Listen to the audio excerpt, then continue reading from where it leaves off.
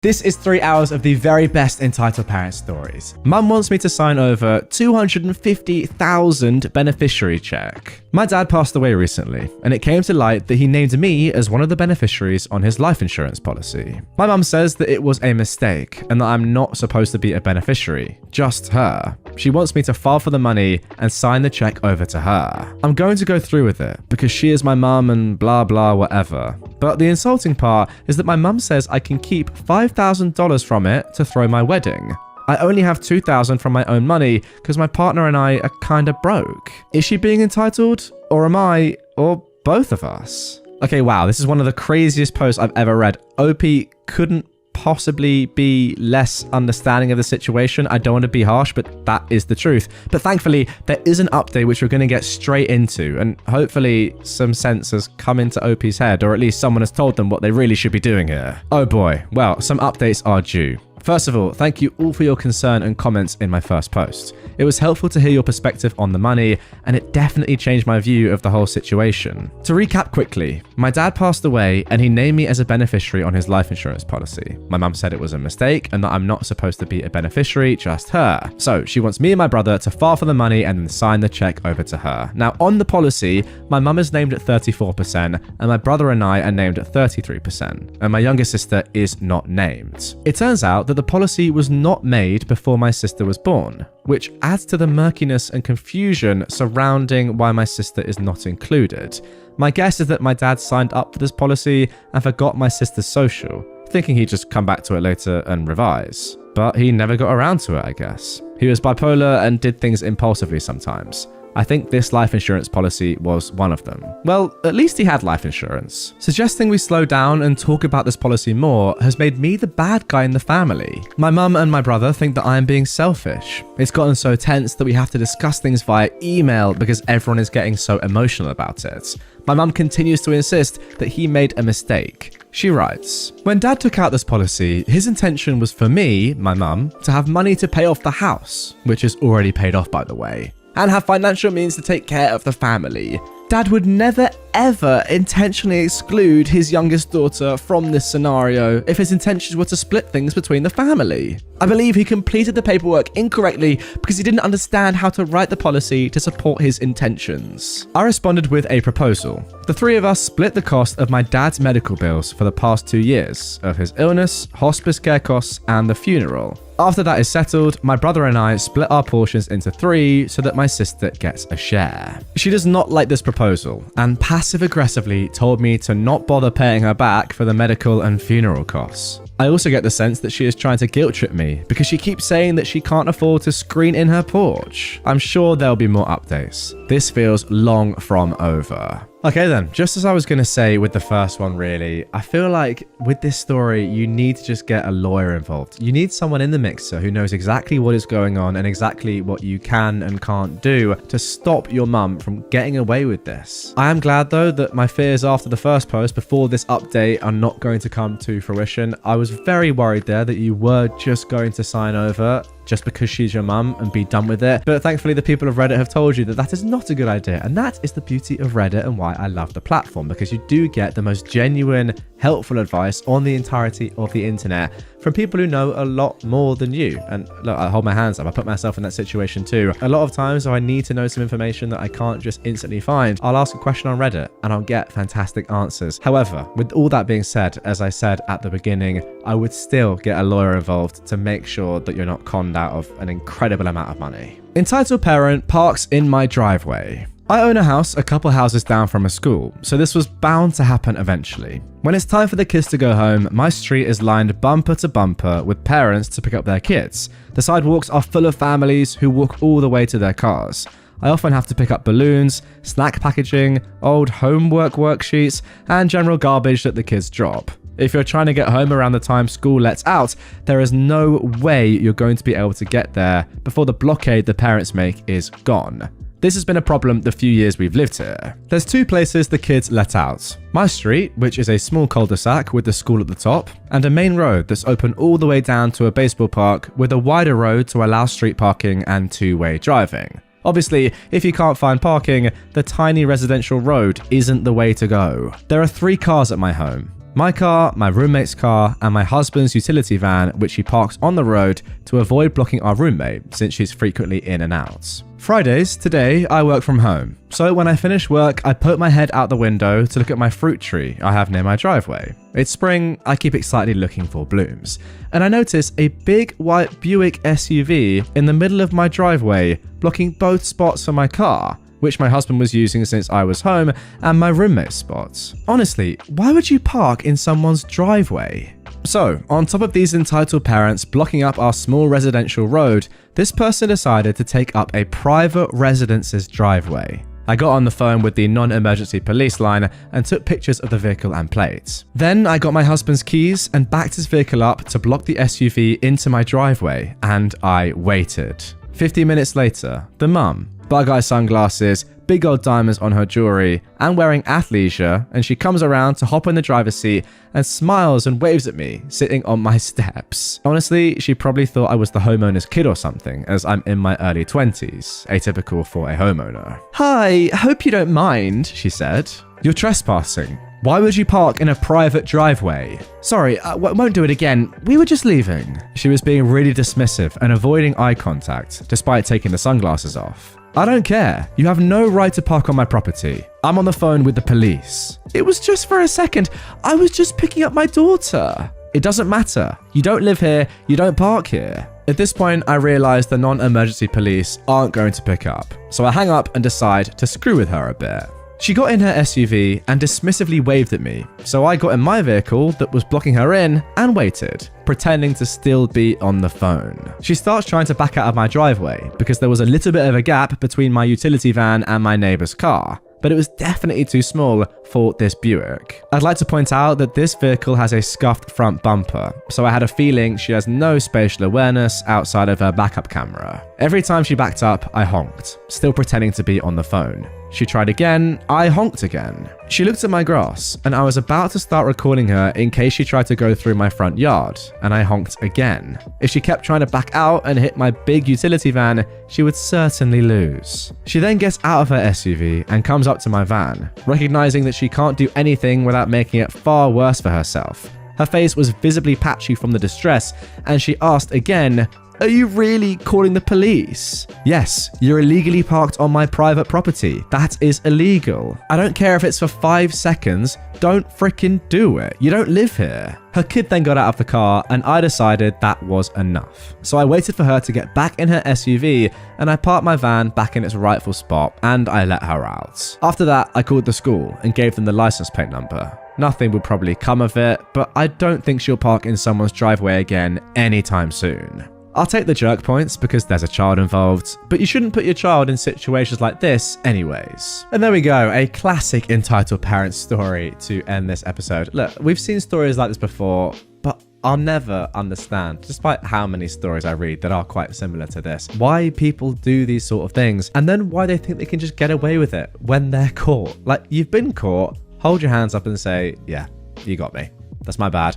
I shouldn't have done that. Don't try and go on the grass. Don't try and bump into another car. It's just ridiculous, especially given the fact that your kid is in the passenger seat and you've just picked them up from school, and they're the ones that are learning all these lessons and probably getting extremely embarrassed by your disgusting actions. Crazy lady accuses me of kidnapping my stepson. Tries to kidnap him from me. First, a little backstory. I am a mixed ethnicity individual. I've been confused for many races over the course of my 29 years on this planet, but I'm literally Caucasian and African American. Usually it can be figured out, but the difference with me is that my father is the Caucasian, so therefore my hair is straight.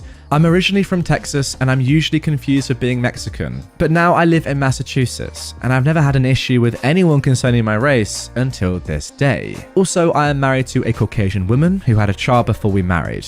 His father is not in his life as much, and I took the responsibility because I love this woman and I love this little boy as if he were my own. He's 4 now, and I've been in his life since he was 1.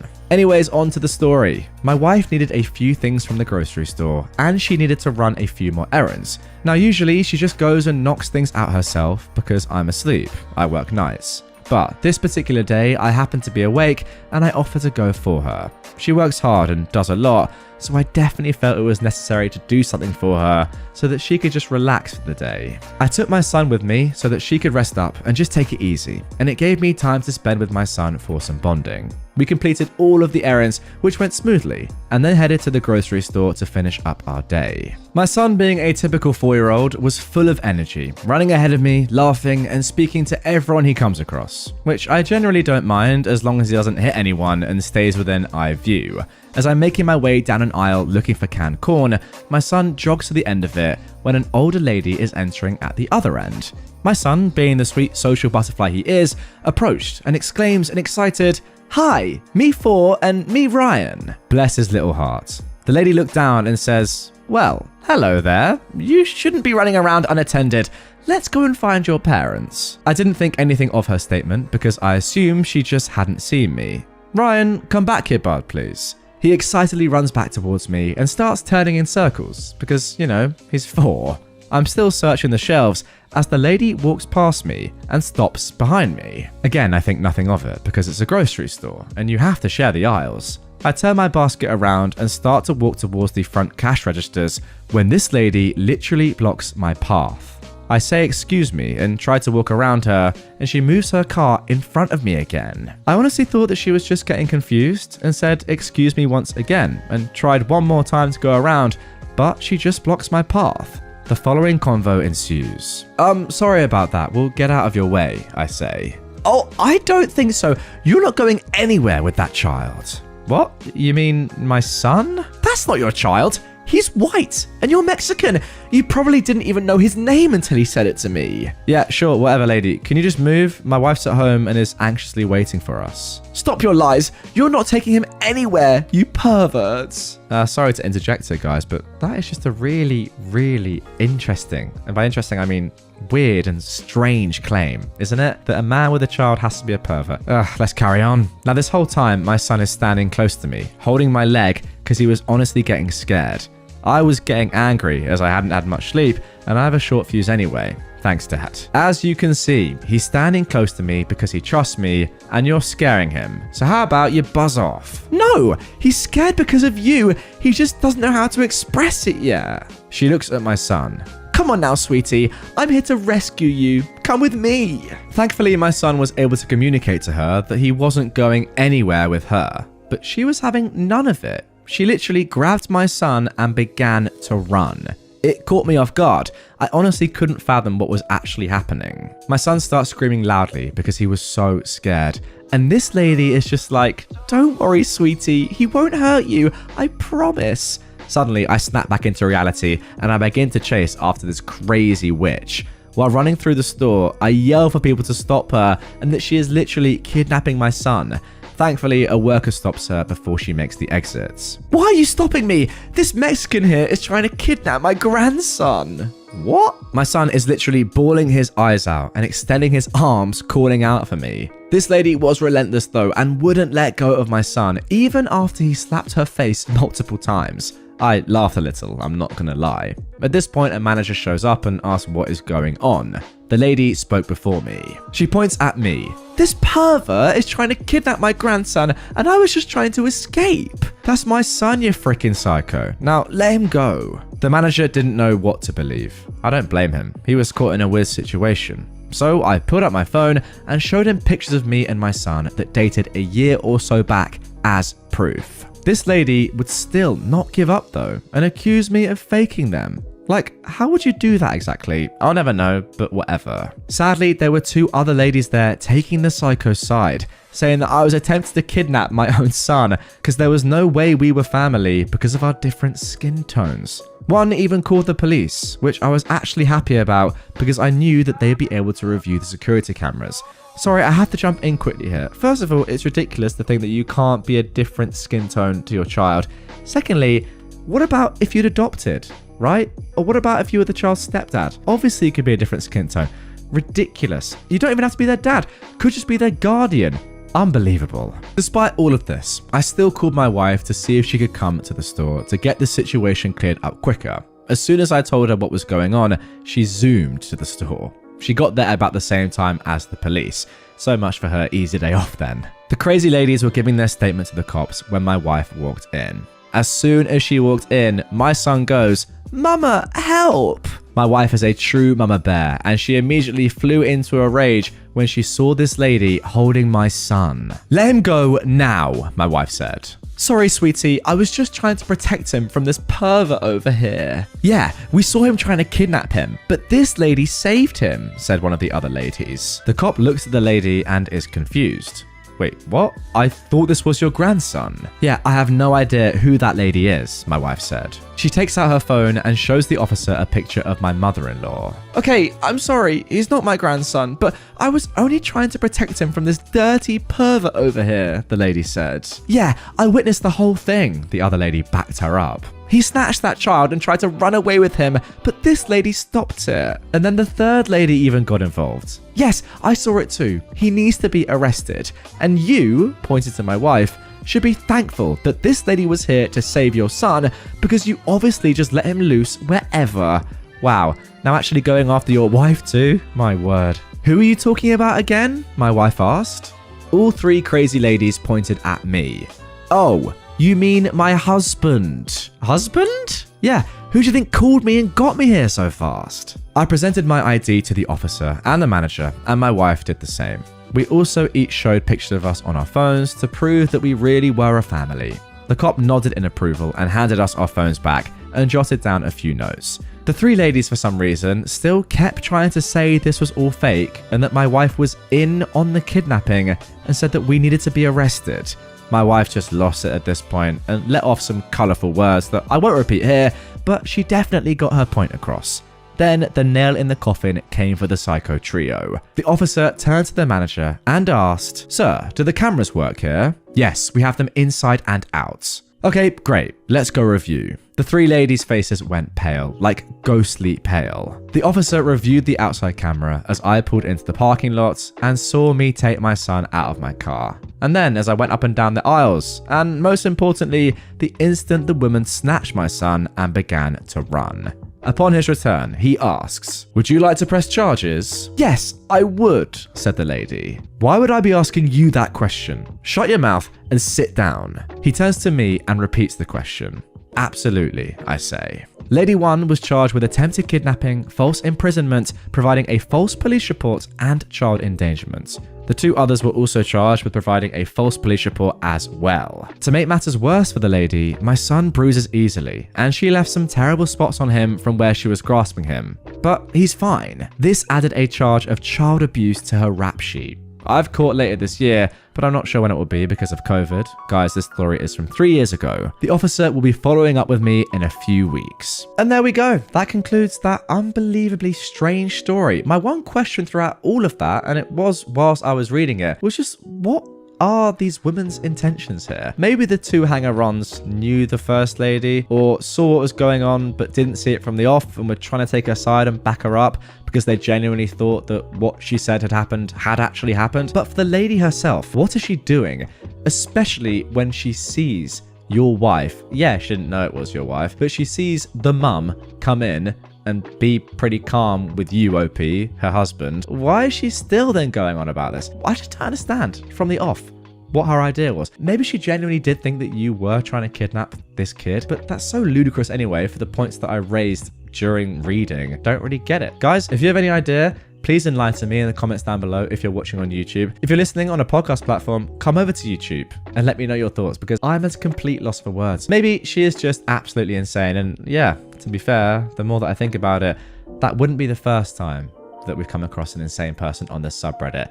Maybe I'm just looking for logic when there is none. Maybe that's just me. Moving on to our next Entitled People story. I've upgraded to first class. Background. Airline captain, commuted to work, purchased a full fare first class ticket to get there. I lived in Atlanta at the time, domiciled in Houston, and commuted. Now normally you could get a jump seat in the cockpit, but on this auspicious day that was already taken. Pass riding wasn't an option because there were no seats in coach and only one in first. Pass riders can be bumped for fare paying passengers, and I needed to get to work. So I plunked down my credit card and I bought the last seat in first. Boarding has occurred and I'm peacefully in my seat, waiting for pushback. Out of nowhere, an entitled woman comes along. "You are sitting in my seat. You'll need to move right now." I do check my boarding pass and then say, "Nope." This is my seat. Not gonna happen. Sorry. But you're an employee and you're sitting in my seat. Move now. May I see your boarding pass? Clearly there's been some mistake. You may not see my boarding pass. I showed that when I boarded. I've upgraded to first class. Now move. You'll need to resolve this with the flight crew. I'm a passenger. This entitled woman stomps off, resembling an irritated Dolores Umbridge, and returns with the flight attendant. Good morning, Captain. May I see your boarding pass? She asks. Sure thing, and I show my boarding pass. Mom, that's his seat. He paid for it. Well then throw him off, dear. I've upgraded to first class, and that is now my seat. I'll need to see your boarding pass, Mom. You will not. I showed it when I boarded. I've upgraded to first class. How did you upgrade to first class? I upgraded to first class. Look, I'm more important than an employee. Now get him out of my seat. Someone has called the cockpit by this point, and the captain has left the flight deck to come and deal with this. Mom, I'm Captain Wallaby, not his real name. I've just spoken with the gate agent. We certainly apologize for this awkward situation. The agent has corrected your paperwork and has a voucher for future travel for you as well. Please go and fetch your new boarding pass and your voucher and we'll be on our way. The entitled woman departs up the jetway with a triumphant smile on her face. The captain turns to the flight attendant and says, "Prepare the doors for departure." The doors close. The captain returns to the cockpit, and as we push back from the gate, I can see the entitled woman pounding on the glass next to the jetway. It was a nice ride to Houston. The coffee was wonderful. Right then. I'm not gonna lie, I did not expect that ending. Immediately, my thoughts are, this sounds a little bit too good to be true. I mean, not gonna lie, it could be fake. Doesn't change the fact that I've thoroughly enjoyed it. Even if it's fictitious, I've loved every second of that, especially the ending. Ridiculous, but hey, comment down below, guys. What do you think? Real or not? I want to know your thoughts. I mean, let's be honest, right? It does seem a little bit farcical that this happened, and it probably does go against some form of law, airline law. I don't know exactly, but I presume you can't. You know what I'm saying this? I think that you can, right? If the pilot is saying, if the captain is saying, I don't want this woman on my flight, it's his choice, isn't it? It's their choice. It's his plane. He's the one that's, putting everyone in a very dangerous situation, a life-threatening situation. Not threatening, but you get what I mean. Everyone's lives on that plane are in the captain's hands. Therefore, legally, it probably is his decision who flies. I mean, again, I don't know this, so I'm just kind of, saying what I think, guesstimating. Any one of you that do knows this or works on a plane, please do get involved in the comments down below. Clearly, I don't know myself. So therefore, he probably was within his rights to do this. And maybe this is not the first time that this has happened. And by this point, throughout the years of dealing with entitled women like this, he's just like, you know what? I'm done. I'm gonna do this for the memes. And I want to see her waving. And I want to see her smashing the glass as we're pulling away. And you know what I'm gonna do? Just gonna give her a cheeky little wink as I take off into the sunny sky. Mama Karen wants entitled brat to ring the bell because she deserves it. For those of you unfamiliar with a cancer ward or clinic where chemo is administered, and I pray you always will be, there is a little brass bell.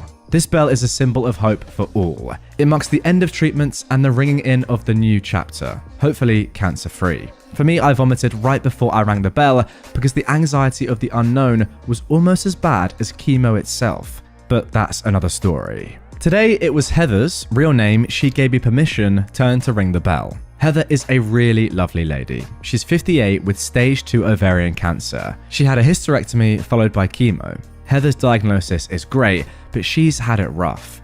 During the hysterectomy, she almost bled out due to undiagnosed complications. This left her hospitalized for over 3 weeks, delaying her treatment by over a month and left her fearing the worst. Heather really is the most lovely woman you could meet. She's the grandma everyone wants to have, but is kind of glad they don't. She's funny and loving, but can give you a look that makes you back away like you're staring down a hungry grizzly. Everyone that interacts with Heather loves her, and honestly, the woman saved my sanity on more than one occasion during my treatments.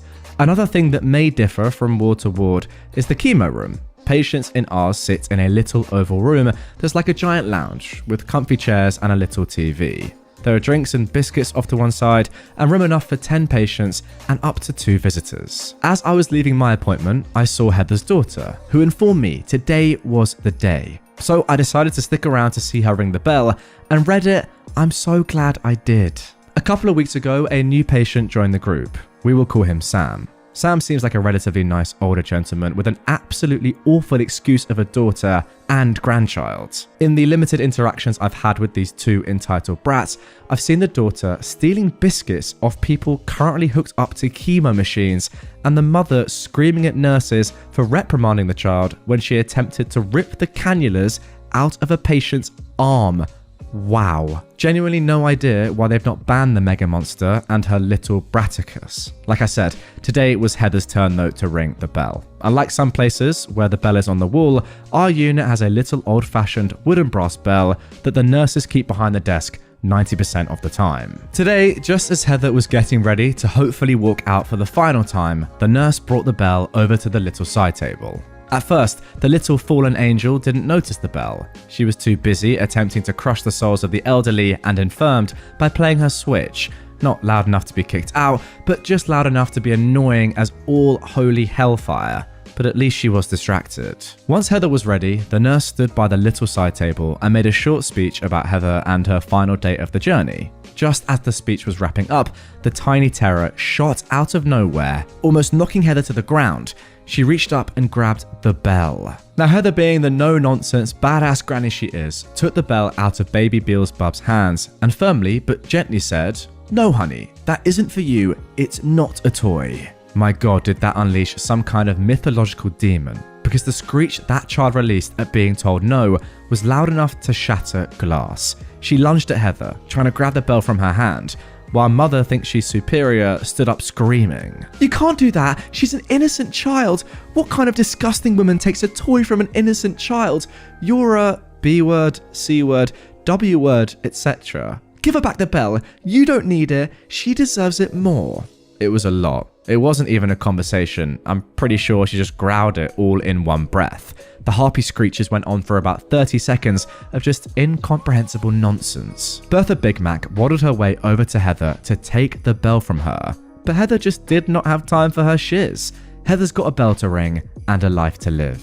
So as the rampaging rhino gets up to Heather, Heather goes heathen on her. She looks this entitled mama dead in the eye and says, "Your father must have been," insert the name of a certain World War II German political leader, "in a past life, to be lumped with such a sorry excuse for a daughter." Well, this took everyone by surprise, as there was a brief pause before Heather unleashed everything she'd been dying to say to this Cerberus. Do you have any idea how exhausting it is to finish a round of treatment with you and your obnoxious brat around, making everyone's lives miserable?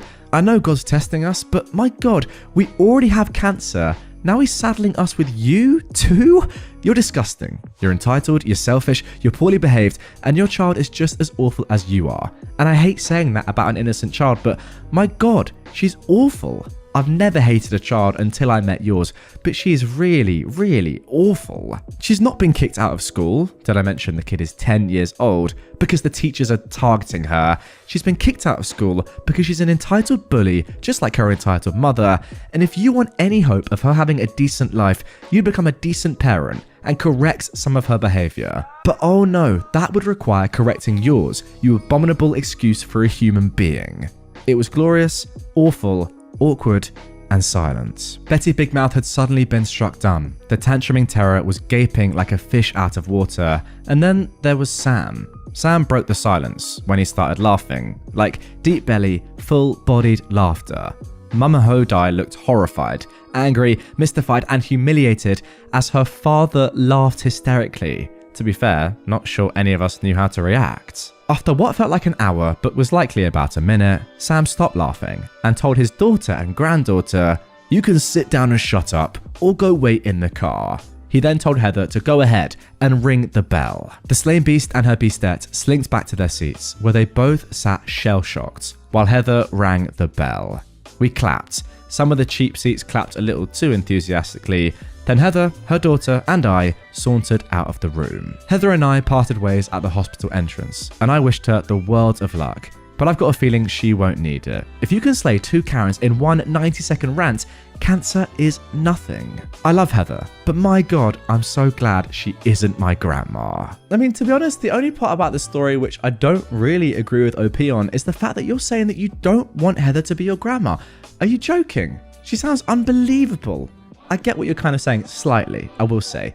You think that maybe she's a little bit too just like stern and sticks up for herself too much, perhaps, to the detriment of you as her granddaughter, maybe? You want to have a bit more fun?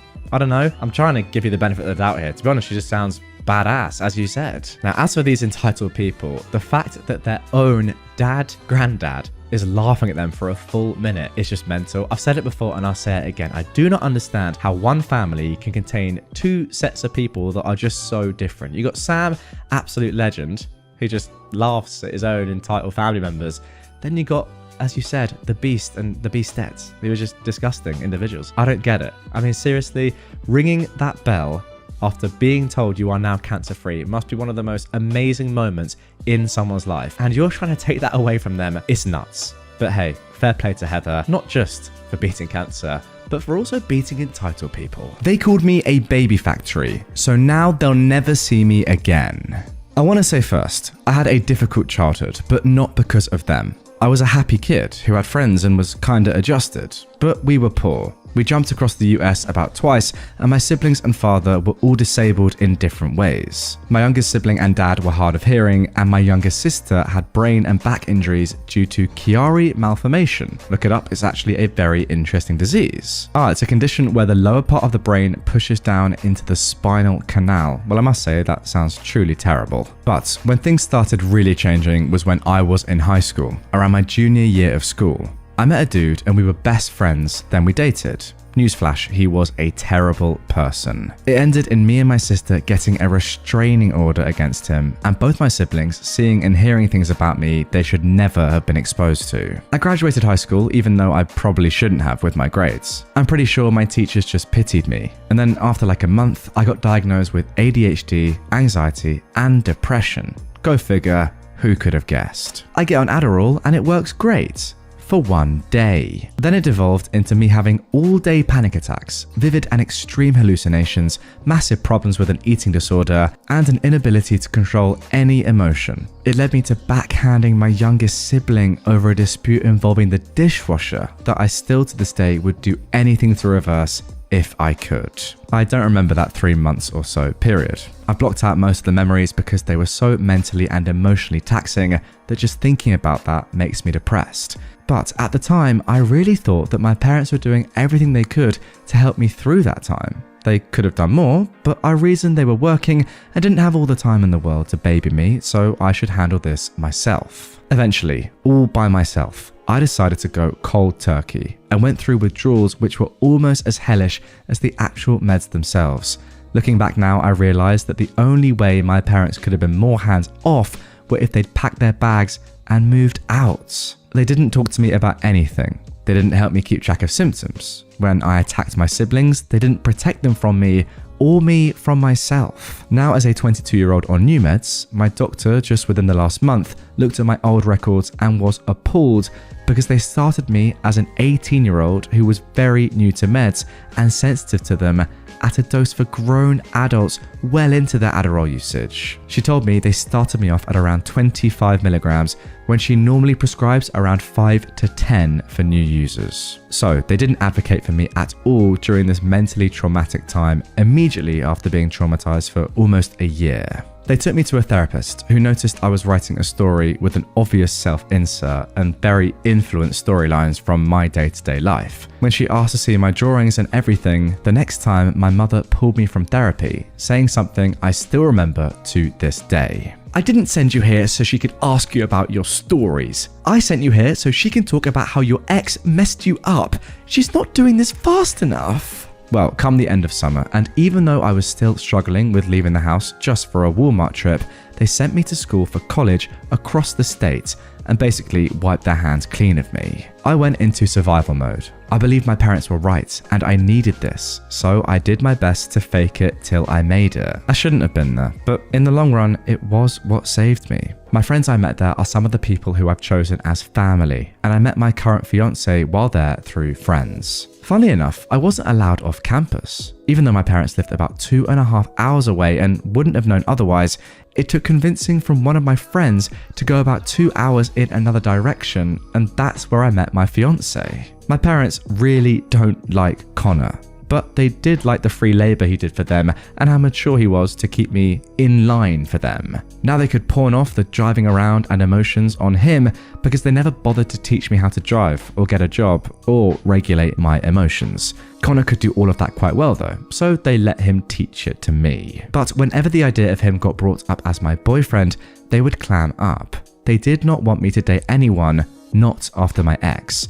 I thought it was them just worrying about me after a traumatic period, and I was grateful for it. Connor helped us move like 5 times. He did free things for my parents all the time, and he was nothing but respectful the entire time he's known them. But eventually they moved to the same city I was going to college in, and I was going through a hard patch again. COVID had hit at the end of my freshman year, and now they were living here in my college town, and I started half online school for my sophomore year. Living with my parents again was hell. I was used to, at this point, living in a dorm, and I wanted to come and go as I pleased. My friends got me rides, and I fought to get a job until one day I applied anyways and started working at a McDonald's. I was doing terribly in school. I didn't want to be in it anymore. Distance learning was difficult for me, and they weren't doing anything to help me. I was slowly becoming suicidal again, and I wanted nothing more than to find my own place. During this time, my dad was constantly working overtime, and one day when I was probably at my lowest, he made a joke that he was picking up all the overtime just to get away from you. I still remember it, clear as day. I was mentally declining and becoming more and more erratic as time passes because I was spiraling again, and they just sat by and watched it happen while continuously judging me, making backhanded comments as I did. All the way up to this point, I was not known for fashion or hygiene. I was constantly self-conscious and didn't have control of my ADHD, so I was never one to doll myself up. But me and Connor were going to go on a date, so I grabbed my prettiest dress, some tights, and my favorite flats, and did my hair all nice, and I even tried makeup. I felt so pretty, and Connor was showering me with texts filled with compliments as he was on his way to pick me up. My mum and siblings got there first. My mum took one look at me and told me to go change. She burst out laughing and was hysterical over my outfits. She couldn't calm down, and the reason she was laughing is because I'm a big-chested girl and I'd gained weight as of recently because my eating disorder was flipping from anorexia to binge eating. None of my clothes fit me. I was in tears, and I just put on my normal jeans and hoodie in almost 80-degree weather, and I ran to Connor's car in tears. They kept trying to call me back into the house, but I just had to drive off without speaking to them. I didn't stay the night at their house for almost 2 days. Mum spent that first night texting me that I was overreacting and that none of the clothes fit me, and yes, she could have been nicer, but honestly, I need to be realistic about my fashion if I'm going to attempt it. If you couldn't tell by this point, my mum had picked out almost every piece of clothing I owned, and because I wasn't anorexic anymore, she was very upset whenever I showed skin. Day-to-day life was getting worse by the day, but eventually I opened commissions. I posted it on Facebook for family and nobody replied but my estranged grandmother on my mum's side, asking for an insanely difficult piece.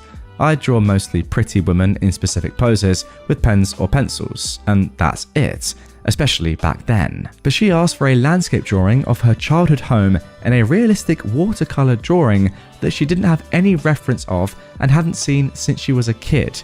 It was easily worth close to $150, maybe more because I'm terrible with commission prices. But I offered it for $60. My mother asked if I was serious. I told her that 1, I disliked this woman to the point of purposefully not contacting her for almost a decade at that point, and 2, this was so far out of my comfort zone that I would have to learn new skills just to make it, and it's more than half off. Then my dad texted me asking if I was serious. It devolved into a peeing contest on who can be colder and how fast I could move out. I wasn't pleasant, I'll be the first to admit that. I was mentally unstable and lashing out at everyone, but I was also still a child recovering from the toll of drugs that I was overprescribed and their emotional indifference during a freaking pandemic. I emergency moved in with my fiance, then boyfriend, and our friend who introduced us, and I didn't speak to them for a week. This is the beginning of their pattern that they pull literally to this day, regardless of the situation. They finally texted me back after about a week and a half, and acted as if nothing had happened. They hadn't kicked me out, I hadn't fought with them for days at that point, and we hadn't exchanged some of the meanest glances and short phrases of our lives to each other. They wanted to talk about the football game and trivial things in their lives. I didn't know what else to do. It was my family, and they were giving me the pass to be let back in after I'd mentally prepared myself to be shunned forever at this point. Of course, I took the olive branch. Maybe we'd speak about this in the future and laugh at how stuck up we'd been. It could all change for the better. Maybe. Me and my fiance lived there for a year or so before we contemplated moving to the town we'd met in and he grew up in. His whole family was there, and our current apartment was crawling with drug dealers, people stalking us for his old car, and people taking poops in the hallway. Sounds lovely. It was only an idea at that point, nothing concrete, but when I floated the idea to my dad one day when he was driving me home, he went on a rant about how I would become a baby factory for Connor if I moved away from my support system, and his family would turn me into their pawn because I was frankly too mentally weak of a person to not be swayed by them. This is your own father saying this to you. Wow. He went on for a long time and dumped a lot of info, and at random talked about how he kind of regretted having me and my siblings because he had us so young, and he regrets moving across the country like we did because of money problems. I asked him if he'd just told us that he regrets having us and living in this state, and he went, "I did not just say that. Don't put words in my mouth." I went into my apartment and sobbed for a good few hours. Connor was fuming, but was optimistic because at least he was talking. We both wrote off the bad parts and tried to move forward, hoping that this meant that he'd be open to talking more often in the future. We moved to my fiance's old home, and things were fine for a while. The longer I didn't live next to my family, the more I realized that I mentally couldn't handle them anymore. They'd been so mean and gaslighting. Slowly but surely, I was feeding my parents an info diet, and I was placing my boundaries. There were a lot of mean-spirited comments thrown my way. They used Connor for more labor during this time than keeping him at arm's length and refusing to acknowledge that we were serious and looking to move in together. Nothing of significance happened for about a year and a half until within the last year. So it's 2022 now, and me and Connor have lived together for most of the 3 or so years we've been together. We're living in our own home. I'm working 2 jobs and we're both happy. Stressed, but happy. Mum texts in our group chat that she wants me to give up my jobs and move back to their town to become a mailman like my dad. She swears that it's a government job with government pay and benefits, and it's the best I can do as a college dropout who's working 2 jobs. I replied back that I was making almost $1,300 a paycheck with both jobs, and I just moved into my house, and that the town she lived in was absolutely terrible. Remember my old apartments? That's all that's available there, and I wasn't keen on moving back now that I lived in a 3-bed house that's completely quiet and all my own. Well, she responds by calling me 4 times in one day, spam texted the group chat, and spams my DMs, sending Connor multiple texts, and then calling me again.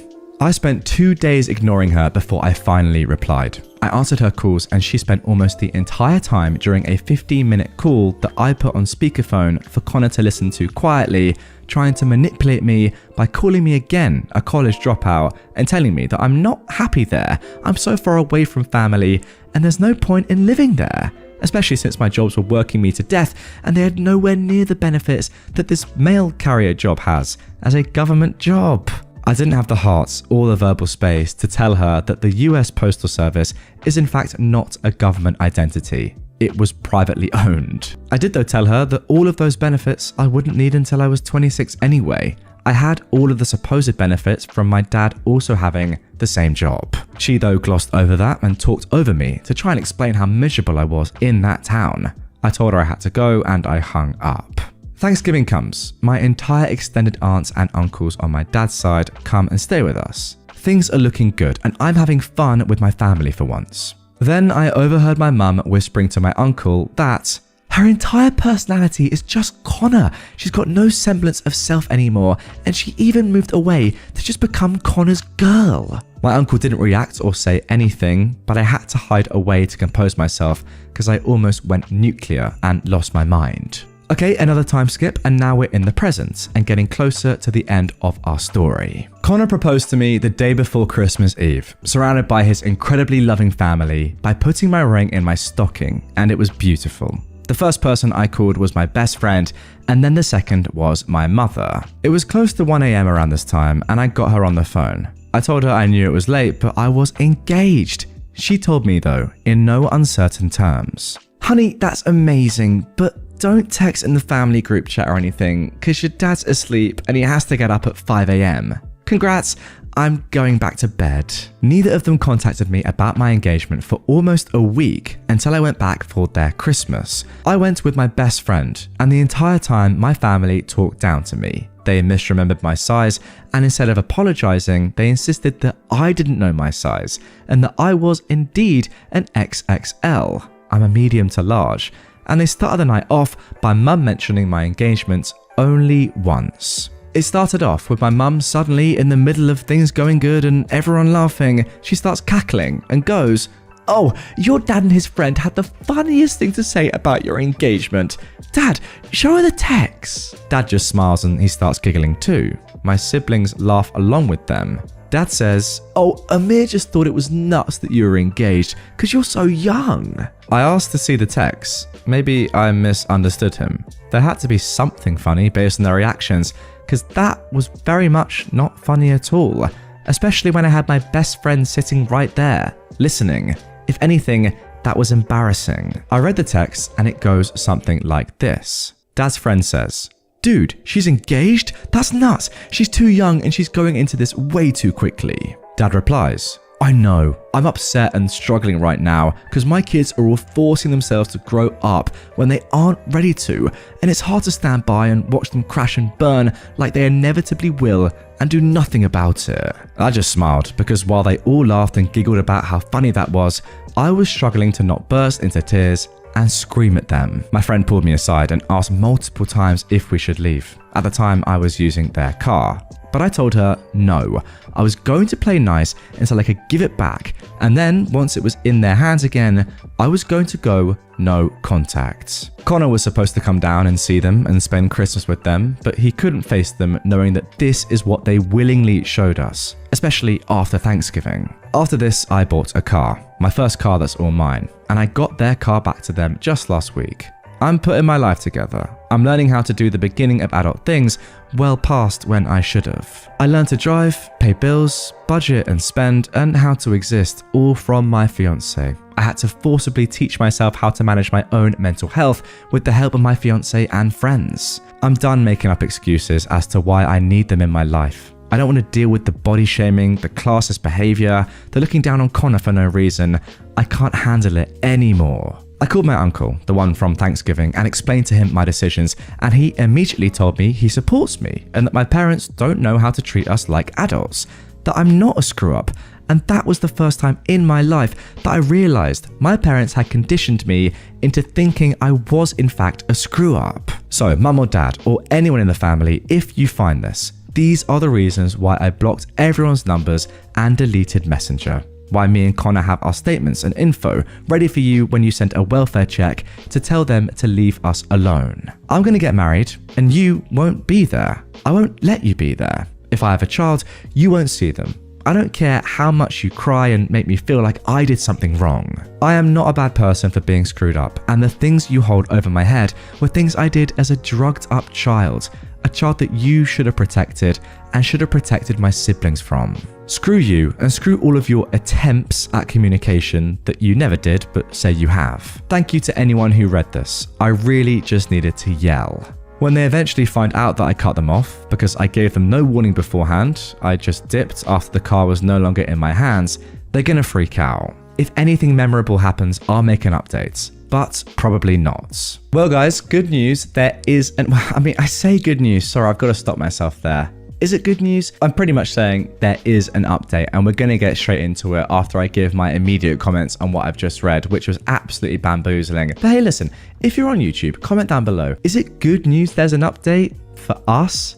I mean, is that a bit weird? Almost predatory? Kind of preying on someone's downfall, on OP's mishaps and their horrible family coming back into their life, so we get an extended episode and more of a story? I'm not sure. I'm not sure where I stand on it. But anyway, we're going to get into the update in just a second. However, I need to just talk about that story for just a hot minute because I can't believe the level of, I don't even know the word to use there because there are so many potential words. We can go with entitled, but that just seems far too basic. I think just malicious, manipulative, downright awful, 100% narcissistic, Heathens? That is just a few words I would use to describe your horrible parents. What an absolute disgrace they are. Now, what I will say, and obviously I'm saying this before we get into the update, it looks as if you have, by this point in your life, pretty much gotten rid of them. You say right at the end there that they're not even going to know what's hit them, and you have pretty much sacked them off. They're not going to go to your wedding, not going to meet your child, and that is amazing. The best revenge is a life well lived. And look, you just know for sure that if they see you, you know what, it doesn't even matter. I was going to say, they're going to be jealous and they're going to be like, oh, we made such a mistake. But ultimately, you're not even going to care about that because you're going to be doing your own thing and forgetting about how toxic those people are. And it sounds like you're on the path to that, which is truly amazing. However, as I said, there is an update and I really hope that things continue on in a good vein. I haven't read ahead, so I don't know what's going to happen here. I'm pretty nervous, to be honest. I hope it's good. Anyway, here is that update. Let's get into it. Hi again, everyone. It's been about a month since my 2 a.m. pity party. I want to say thank you for the overwhelming support that I received on my other post. Especially the person who mentioned that my parents were fine with abusing me, but not my siblings since they were physically unwell rather than mentally unwell like me. That one hit home probably harder than any other comment. I didn't think of it that way, but honestly, it was something someone probably should have said. I'd like to apologize for how rambly and long the last post was. I was in the middle of a panic attack and I've been ignoring calls and texts from them for days. I felt like a horrible person and was gaslighting myself into almost going into contact with them again. Oh my gosh, OP, that's awful. The post was more for myself to understand and write out all the mean things they've done so that I could look back and be like, wow, they really reduced me to that. Ha. But for the actual update, I returned their car to them and after that, I vanished. I blocked all of my family's phone numbers, but left my siblings unblocked and open on all social media. I didn't want their numbers to be used to contact me unless it was actually them. Their numbers have since been unblocked. My parents didn't really notice at first. I got a text from mum saying that she was trying as hard as she could. I was just pulling away and she doesn't know why. I might post some of the screenshots of my conversations with them sometime in the future so you can all marvel at how self-centered they are. It was mostly mum for a bit, nothing really from dad. Then one day she texted that she was going to give me space because I wasn't talking to them for some reason, and she ceased all contact after that. It was quiet for about a week. Then dad started calling me. My phone shows me the caller ID and the time they called, but blocks the call itself. So I got to see almost every morning for about a week or so that I had a missed call from him.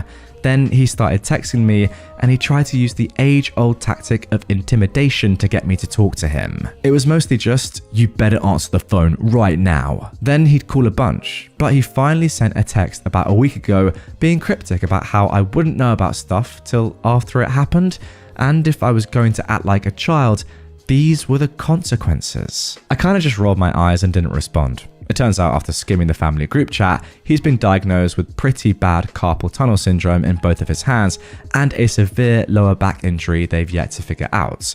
He also suffers from a myriad of other illnesses right now, but he still forces himself to work 60 plus hours a week as a postal carrier, so I don't know what he expects. To be honest, this might make me a bad person, but I didn't really care. If it had been about my siblings, I would have probably jumped on the phone and been freaking out. But I don't really hold any feelings besides resentment, confusion, and anger with my parents, so this news didn't really faze me. I don't blame you. In better news, Connor has received a few raises due to county regulations being changed, and I now also have a job with the county. I'll be moving on to my own insurance and finally moving onto it without worrying about contact. I also learned right about that time that my parents had taken out 5 different loans in my name to pay for college, all varying up to about $12,000. They did not explain this with me at all and had apparently been paying them all for the last 3 years. So I have credit, I guess, when I thought I didn't. So yippee! I have to figure out a way to transfer it into my name and figure out the logistics, but yeah, that's a thing now. My siblings haven't contacted me. The middle one is incredibly angry with my behavior and wants me to contact my mum at least. I've just avoided the topic with her. My other sibling, I can't honestly tell you how they feel, but they apparently plan to move to a big city about 4 hours away for college in the coming years. So let's hope they go through the same transformation I did. And that's honestly about it. Lots of weird texts that they did nothing but stress themselves out with, and my financial situation is looking up.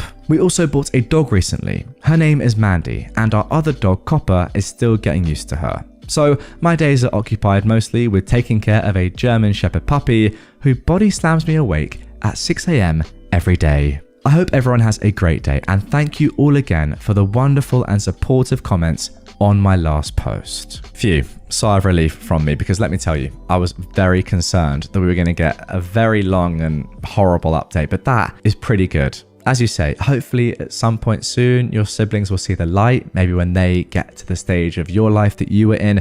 I mean, as you mentioned, your parents gaslit you for so long, you actually thought that you were the problem. It wouldn't surprise me if your siblings are feeling the same way, or at least the same way about you. Imagine having your parents telling you, for years, this sibling is disgusting, only to then realize later on in life that actually no, they were just actually gaslighting that sibling the entire time, and I've been thinking the wrong thing because of my parents.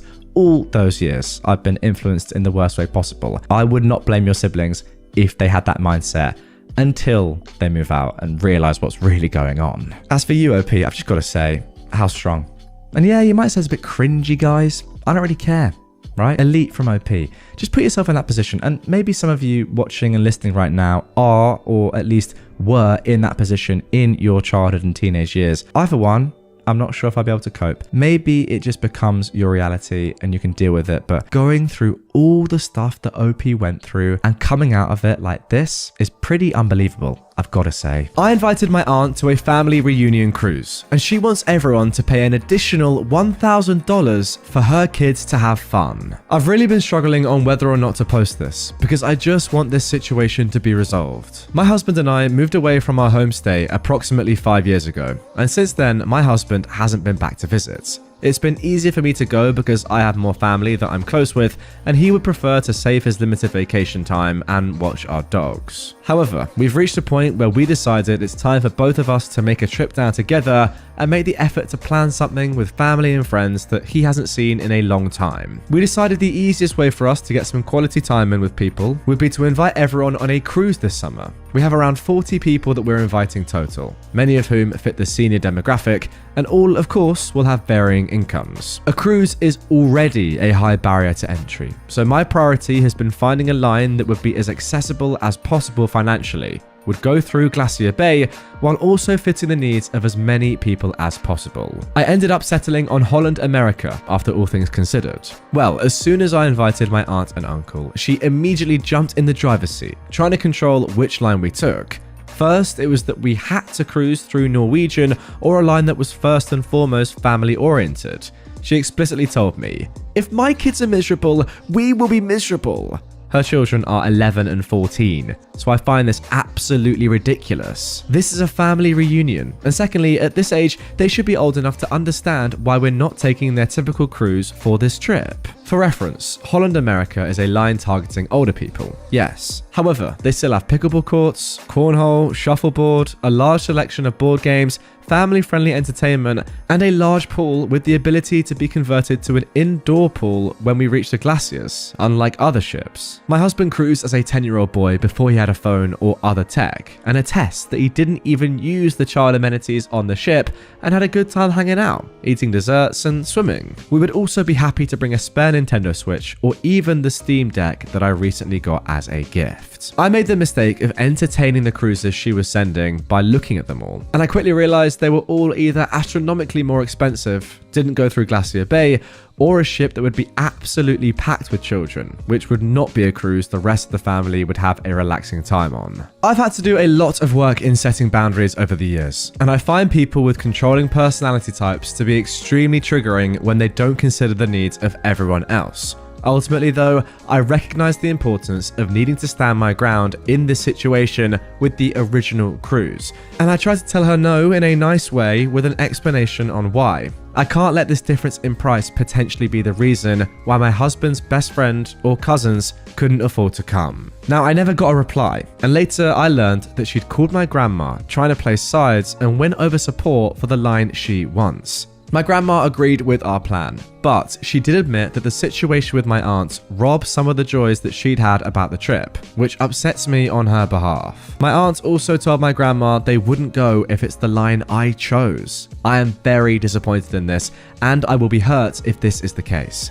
I attended several family reunions as a child with no technology, and I had to sit in the car for 30 plus hours and was still happy to go with my grandparents. And I was even younger than these kids, so I'm a bit taken aback as to why their kids need so much to have a good time. Ever since I sent the text, I've had radio silence from her. My uncle, on the other hand, seemed to completely understand in his reply, but I honestly don't know if he feels the same way as her behind the scenes. As a young couple in our late 20s, my husband and I aren't on the cruise ship of our dreams, but we need to be thinking of everyone here. And I hope as time goes on, she can put things into perspective and understand me better. At this point, I don't feel responsible to explain myself any more than I already have, and what they decide to do is out of my control. You know what, in my opinion, there's a simple enough solution here. Just tell your aunt that she will be thoroughly missed on your trip, but you're not going to change the plans and make them $1,000 per person more expensive just because of her and her kids. Of course you're not going to do that.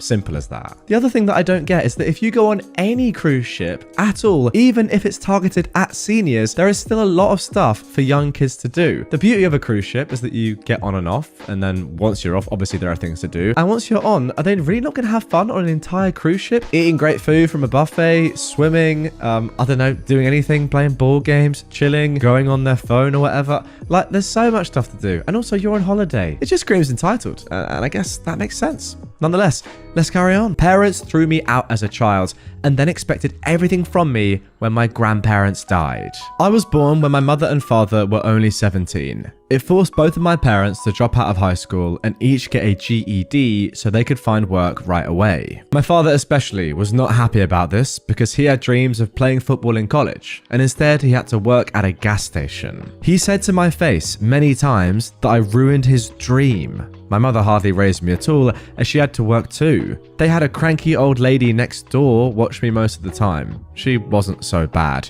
She gave me more attention than my parents did. My father eventually managed to land a better job as a manager due to his experience running the gas station. It was right after that my mum got pregnant with my sister. I was 6 when she was born. I wasn't exactly shown much love before that, but once my sister came along, it was made pretty obvious to even my 6-year-old self that I was unwanted.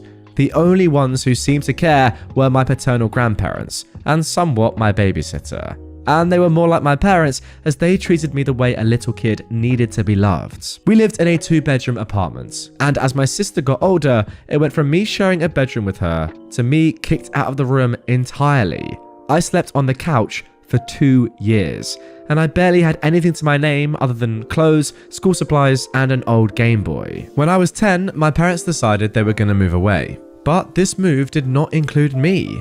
I ended up actually being fine with this, as my grandparents had agreed to take me in. My life was instantly better. I got my own room again, and my grandparents gifted me a brand new N64 in 1996. That Christmas, I got a Game Boy Pocket too, and there were a couple of other kids my age in the neighborhood I got to hang out with. We rode bikes, played video games, shot cans with pellet guns, built forts, and got dirty playing in the creek. You know, stuff a normal kid would enjoy. I was finally happy. As time went on, I grew up and eventually moved out, but I later moved back in to help my grandparents' house as they were getting old and living off their retirement savings. So some rent money from me went a long way in paying the bills. My grandpa was the kind of person who'd wanted to build a bomb shelter during the Cold War, but never got around to it. He wanted to volunteer for the military in the 60s, but was turned down due to a medical condition and the fact his eyesight wasn't great. So he focused on saving whatever he thought he needed. He told me many times it was better to have something and not need it than need it and not have it. Our area suffered from numerous power outages in winter due to heavy winds and storms, so having gasoline and propane for heaters and generators was a must. All these saving habits became my own as time went on, as it was better to need this stuff rarely than not have it at all. Of course, there was our HOA bothering us, but that's its own other story. The problem is, about 5 years back, my grandma died suddenly, and my grandpa was heartbroken. He also went about 1.5 years later. Pretty much everything they owned was willed to me. Their savings, their house, their vehicles, their stuff, everything. The house was long paid off, and Grandpa knew how to keep up with its maintenance. In fact, after Grandma died, he kind of doubled down on renovating the place. He He had the roof redone, the house repainted by us inside and out, and we fixed a lot of little things. Grandpa's neighbor, George, even came by to help redo the plumbing. Ironically, the HOA was rather happy with these changes because the house didn't look run down anymore. One morning, I was fixing breakfast and my grandpa never came downstairs. You couldn't keep the man from his bacon. So I went to check on him, and he wasn't moving. I called 911 and paramedics came, only to tell me that he'd passed in his sleep. My parents made Grandpa's funeral a trash show. They didn't bother to show up for Grandma's. They were too busy. And at Grandpa's funeral, they didn't seem to grieve at all. My sister also showed up wearing a brightly coloured designer dress, which I wasn't happy about, as it was a church clothes only function. I noticed my parents repeatedly whispering to each other and glaring at me whenever I looked at them. I come to find out at the will reading that my parents knew that they'd been disinherited long ago for their treatment of me, and they thought it was extremely unfair that I got everything. They threatened to sue me to contest the will, and I got repeated calls and messages from my father, mother, and sister telling me I needed to do the right thing and give my father what was supposed to be his.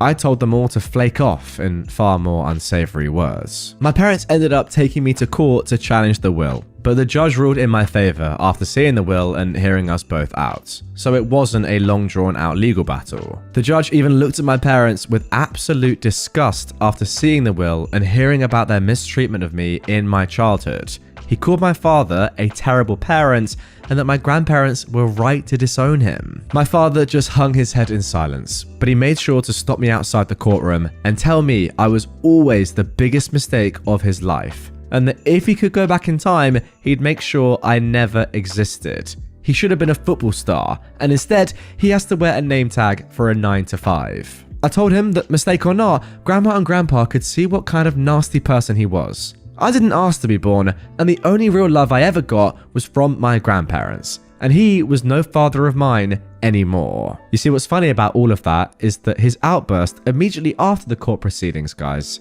just confirmed exactly what the judge said, that he is a terrible father. Tough. I got a few more threatening and harassing phone calls, as well as some letters from my parents, all demanding money among other things. But over time they just stopped, as I was completely stonewalling them.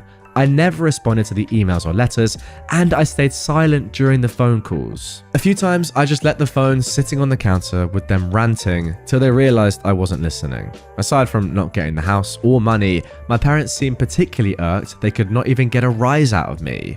But I was prepared to go to war against them, and they knew it. So in the end, they just left me alone. From what I know, looking at Facebook the past decade, my sister tried to get into modeling, got married, had 2 kids, got divorced, and is currently unhappy working a job that she feels is beneath her. My mother currently works retail and is also vocal about her disdain of it. Like my father, she peaked in high school. She was a cheerleader back then and even had her old uniform framed on the wall. My father has pretty much had the same job for 25 years. He must be good at it if he's still doing it. As for me, well, I'm in my late 30s now, and I live pretty much debt-free in a nice neighborhood.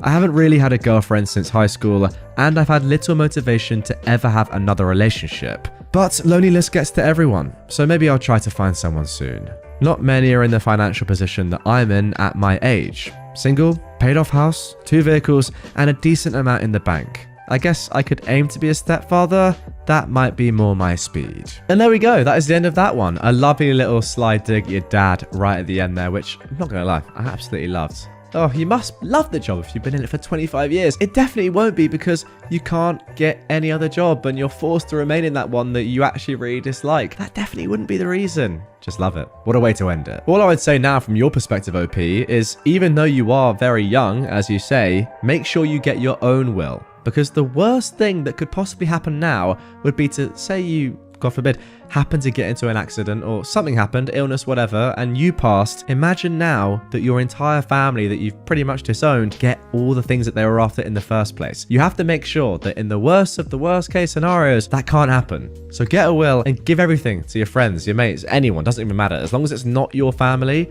and they don't get the stuff that they've been trying to get for so many years, that's good. So just, cover yourself, make sure you've done 99% of the work. That last 1% is what you need to do just to ensure that they never get anything. Mum kidnapped our kids and said she didn't know it was against the rules. So, my wife and I have 2 kids, a nearly 3-year-old and an 18-month-old. We want a cruise to the Bahamas for 2, meaning the kids couldn't go. My mother volunteers to watch the kids. Great, it's all settled. We're going to get away for a week and have some time for ourselves. As the date approaches, Mum starts talking about having the kids at her house for the week. We told her we were under the impression that she was going to be at our house. All the kids' stuff is here. Our home is a single story and easy to track the kids in. It's significantly closer to all of their doctors for emergencies. We're talking 20 minutes versus an hour and a half.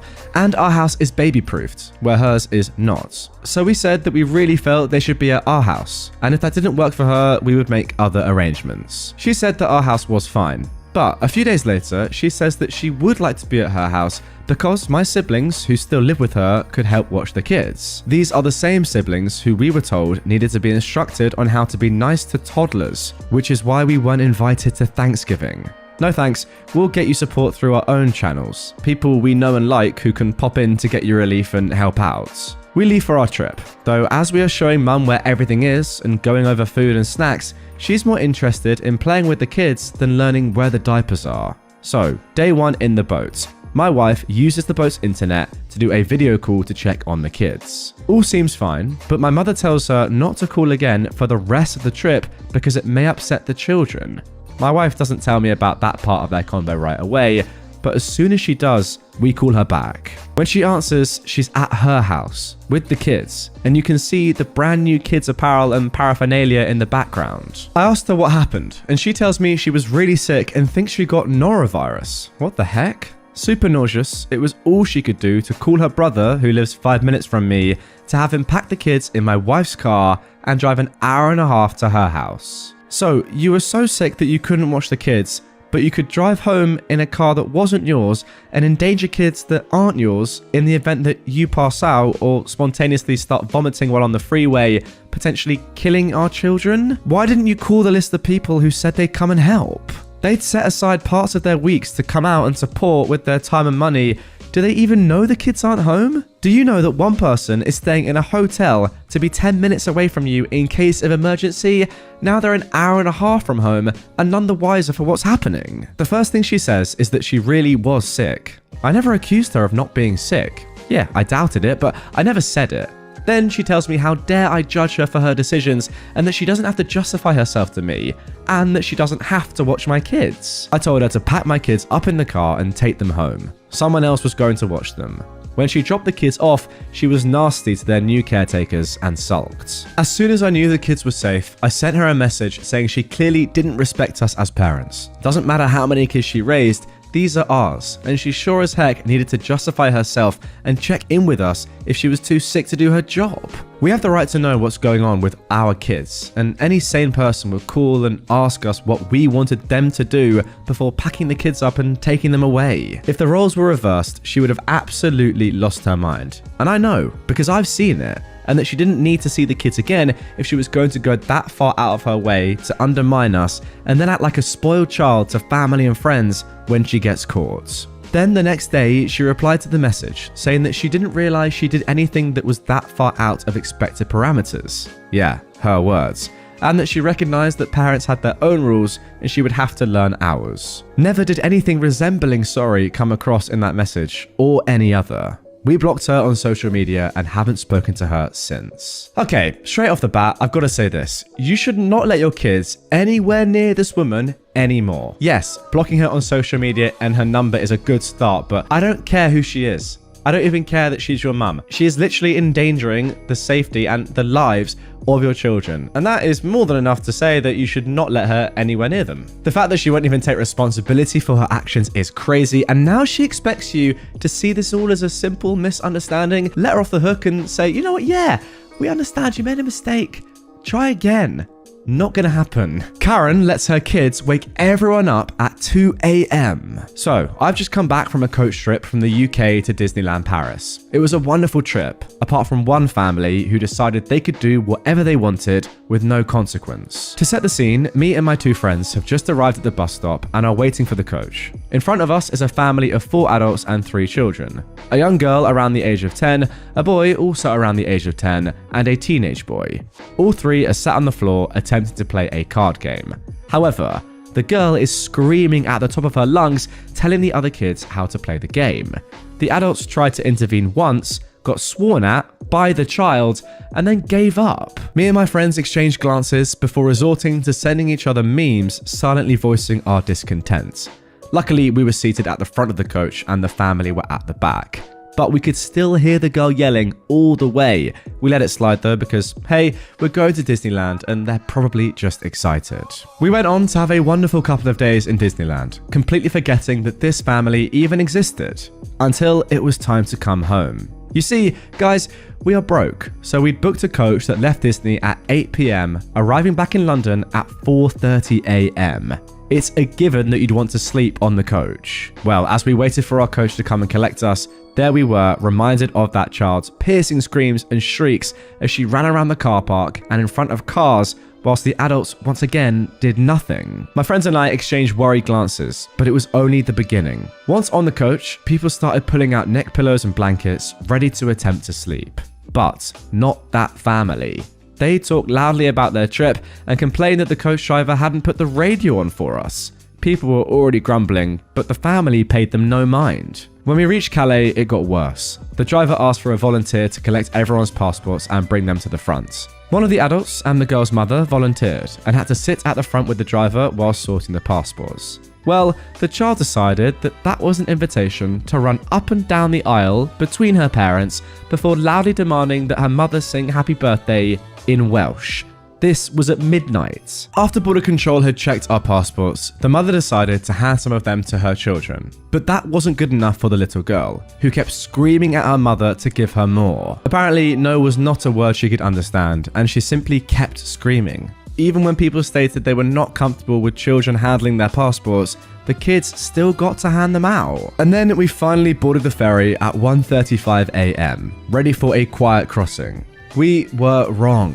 Initially, my friends and I had sat in an area with a kids' play area. We quickly realized and relocated to a quieter area of the ship so we could try and grab some sleep. People around us were sprawled out on benches with blankets over their heads, and mothers had sleeping children in their laps. We found a quiet corner and started to doze off. Then we heard it. That same piercing shrieking, all from that girl. They were running up and down the length of the ship, shouting and shrieking as they went. People were being startled awake every single time they went by. Other children were beginning to cry because they were tired. The teenage boy was literally winding up the younger two, making them shout even more. The adults of the group were nowhere to be seen. Eventually, I snapped. After a particularly piercing shriek, I yelled, "Quiet please! It is 2 o'clock in the morning and people are trying to sleep!" Several other murmurs of agreement surrounded me. They went silent, looked at me, and ran off. I knew what was coming. We all knew. In marched one of the adults. Not the mother, just another one of the adults. "What did you say to the kids?" she demanded, loudly, of course. I said, "Quiet please, there are people trying to sleep." I gestured to the people groggily emerging from their blankets to see what the commotion was. "If you've got a problem, speak to an adult. Don't shout at kids." "Well, where were you?" "Down there," she points. "They were at the opposite end of the ship." "So why weren't you with them?" "They're hyper. Kids are gonna be hyper." "Again, it's 2 o'clock in the morning and people are trying to sleep." "Well, you should have come and talked to us." "How was I supposed to know who you were or where you'd be?" Whatever, just don't shout at kids." And then they left. Was that the end? Oh no, they continued their shrieking and running. When we attempted to find the adults as they had requested, they had moved and were nowhere to be found again. The girl also tried to stare me out a couple of times. I think she was trying to intimidate me, which is laughable. Eventually, the ferry trip came to an end, and I waited until the last possible second to get back on the coach so that they wouldn't have to walk past me. I was thanked several times by fellow ferry passengers in both French and English for my attempts to shut those kids the heck up. I do wonder how much of a problem it would have been if I woke their kids up at 2 a.m. Alright guys, just put yourself in this position right now. You are OP. Or you are one of OP's kids. You're knackered, you have had a great holiday, fair enough, but you just want to get a little bit of terrible shut-eye. Look, you're on an overnight ferry anyway. It's not ideal. No one's enjoying this situation. But come on. The last thing you want is this. And to be honest, don't really blame the kid, because if the kid is being enabled by these terrible parents who are actively trying to avoid, like you can imagine them, they're like, oh, I don't want to get annoyed by these other adults again. Let's just move to another corner of the ship as far away from our shrieking kids as we possibly can. I mean, who knows?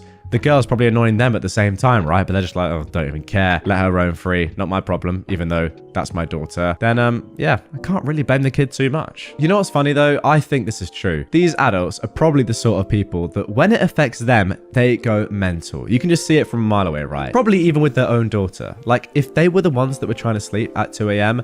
and someone else was making noise, even their own daughter, as OP said at the very end of this, then goodness me, I think they would have given it absolute hell. But no, because it's not really affecting them, it's not their problem, so they don't care. And now for our final entitled parent story of this episode. Deadbeat mum decides to make demands from me. My childhood was an absolute trash show, and I'm still dealing with the ramifications today. My parents divorced when I was barely 2 years old.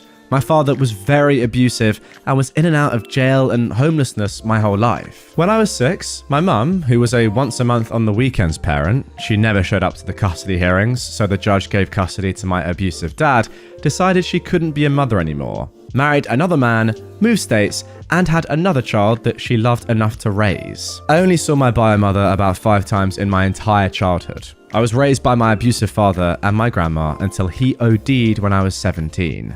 My mum didn't want to go to the courts to get custody, and neither did my grandma, since I was a senior in high school. So CPS decided to just let me keep living with my grandma until I graduated. So I became a legal orphan. I was able to go to college for free due to being an orphan and being in poverty. I eventually joined the military, moved out of my trash hole state, got married, and I've been living a great life ever since. I went about 7 years without speaking with my bio mum on the phone or in person, until randomly, about 2 years ago, when I went back to my home state to visit my dad's side of the family. I hadn't seen them in over 3 years. I avoid going home often because everyone but me are either druggy or living in poverty, so they're always harassing my husband and I for money, favors, etc., while also yelling at me for having the audacity to fight my way out of poverty and make a life for myself. Anyway, my bio mum called me and had apparently moved back to my home state with my half-sister several years ago, and I had no idea. She begged me to meet her in person, where she then spent 2 hours sobbing about how sorry she is for abandoning me to my abusive father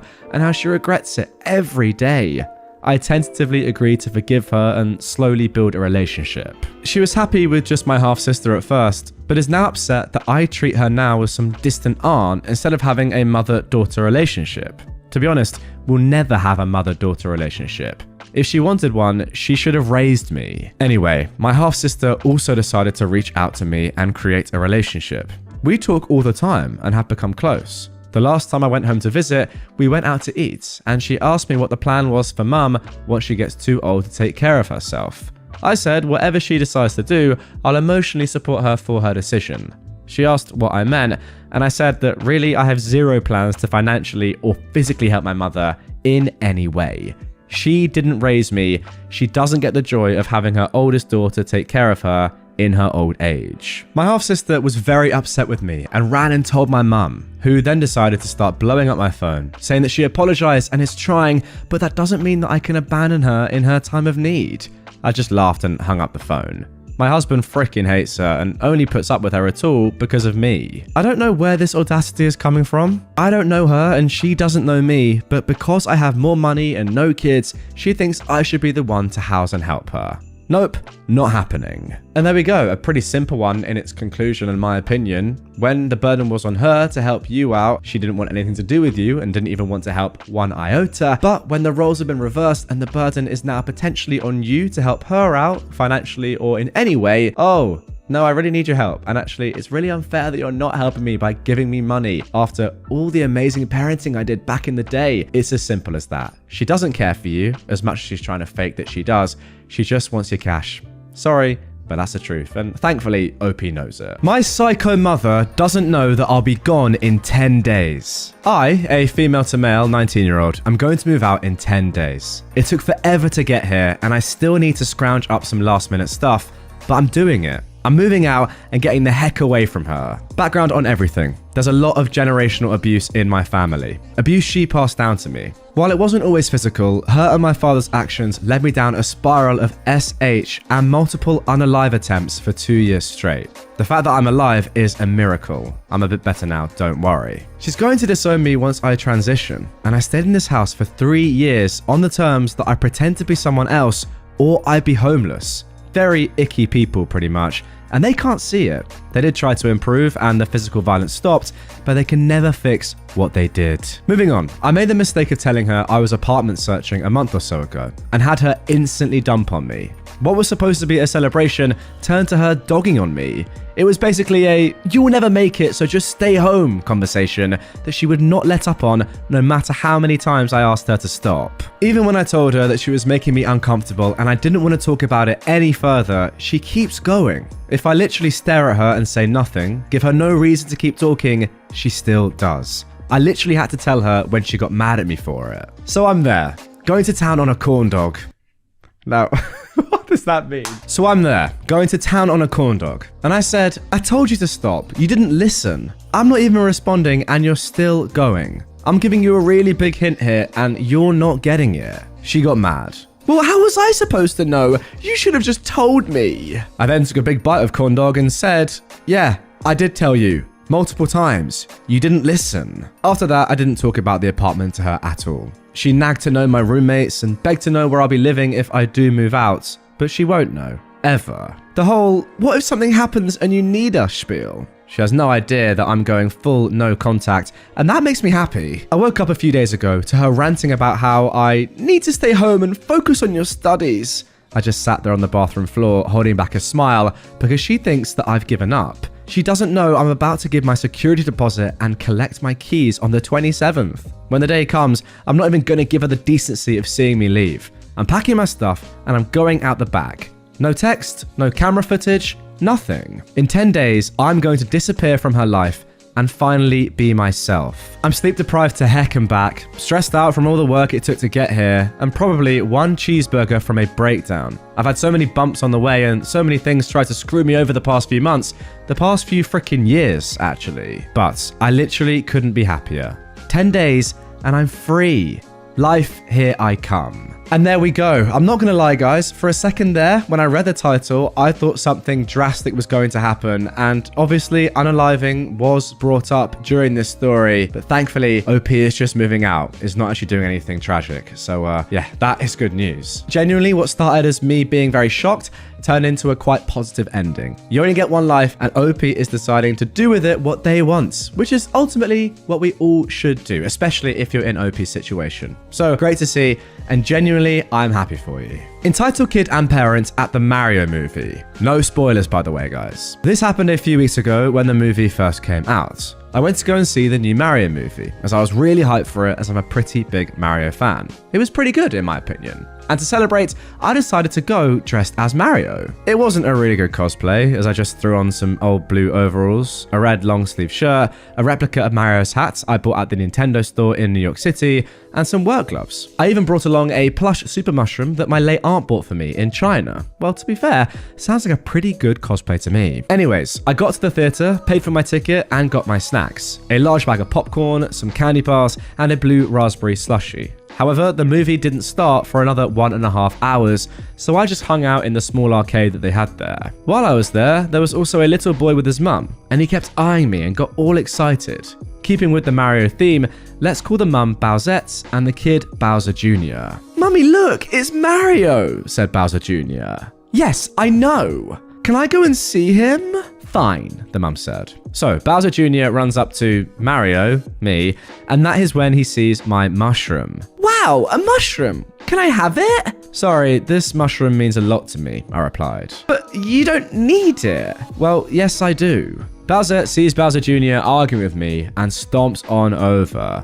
"Give him the toy." "Sorry, I can't just give it to him as it means a lot to me." "Just give him the toy." "Sorry, can't do." "But you don't need it, you're too old for it." After she said that, I just ignored them both, and I grabbed my snacks and went to sit in the auditorium where the movie was playing. I guess they forgot about me, because when the movie finished, they walked out of the room without looking at me. And after that, I never saw them again. I still enjoyed the movie. And if you're wondering about the mushroom, it's chilling right next to me on my bed as I'm writing this post. Guys, comment down below. New Mario movie, no spoilers please, but is it worth watching? Now my question is, as someone who hasn't seen it yet, if I go to the cinema to watch it, will it be inundated with entitled families like this? Because if it is, that is going to slightly put me off. You know, if I have children and adults coming up to me saying, give me your stuff, your snacks, your outfit. I mean, who knows? I might cosplay myself. Good news is though, OP has posted a picture of the infamous super mushroom, and here it is on screen right now. If you can't see it on screen, if you're listening on podcast platforms, well, it's just a toad from the Mario games. If you know, you know. Looks lovely. Looks like something that you'd want to keep, especially as it was handed down to you by your late aunt. People just aren't going to understand that though. They're going to see this, the kid's going to see this and think, just give it to me, because they're entitled and they're bratty. And the enabling mother is going to say, yeah, come on, it's just a toy. But in reality, nobody really knows the context behind it. And that's on them. Pretty much. You should never just assume that something is just a toy. It's more about the message and the meaning behind it, which makes it so important to you. Dad continues his controlling ways and now has no contact with both of his sons. First of all, some background. My dad has always had control and anger issues. He worked hard to give my mum, brother and I what we needed, but he wasn't really emotionally there. Growing up with him was tough. If I vacuumed and didn't do it exactly how he would do it, he'd make comments. If he did something wrong once, he would immediately say, you never do anything right. Could not fathom that people make mistakes and that mistakes happen, especially since he made plenty of them, just never admitted to it. He had friends and relatives live with us without ever asking my mum, brother or I if we'd be okay with it. Not asking my mum, who is the person that ends up taking on the additional work, was the most annoying thing for me. We lived in a 2-bedroom apartment. I was okay sharing a room with my brother, but not quite okay sharing it with an uncle for years, another relative, and once even some random guy who was a friend of a friend. He sacrificed the comfort of me, my mum and my brother to make himself look good by offering space to these people for long periods of time. Think years, by the way, not days. There are plenty more examples of his selfish and controlling behavior, not to mention him having a short fuse. Despite all of this, he did work hard and had his moments, and I'll always appreciate the things he did do.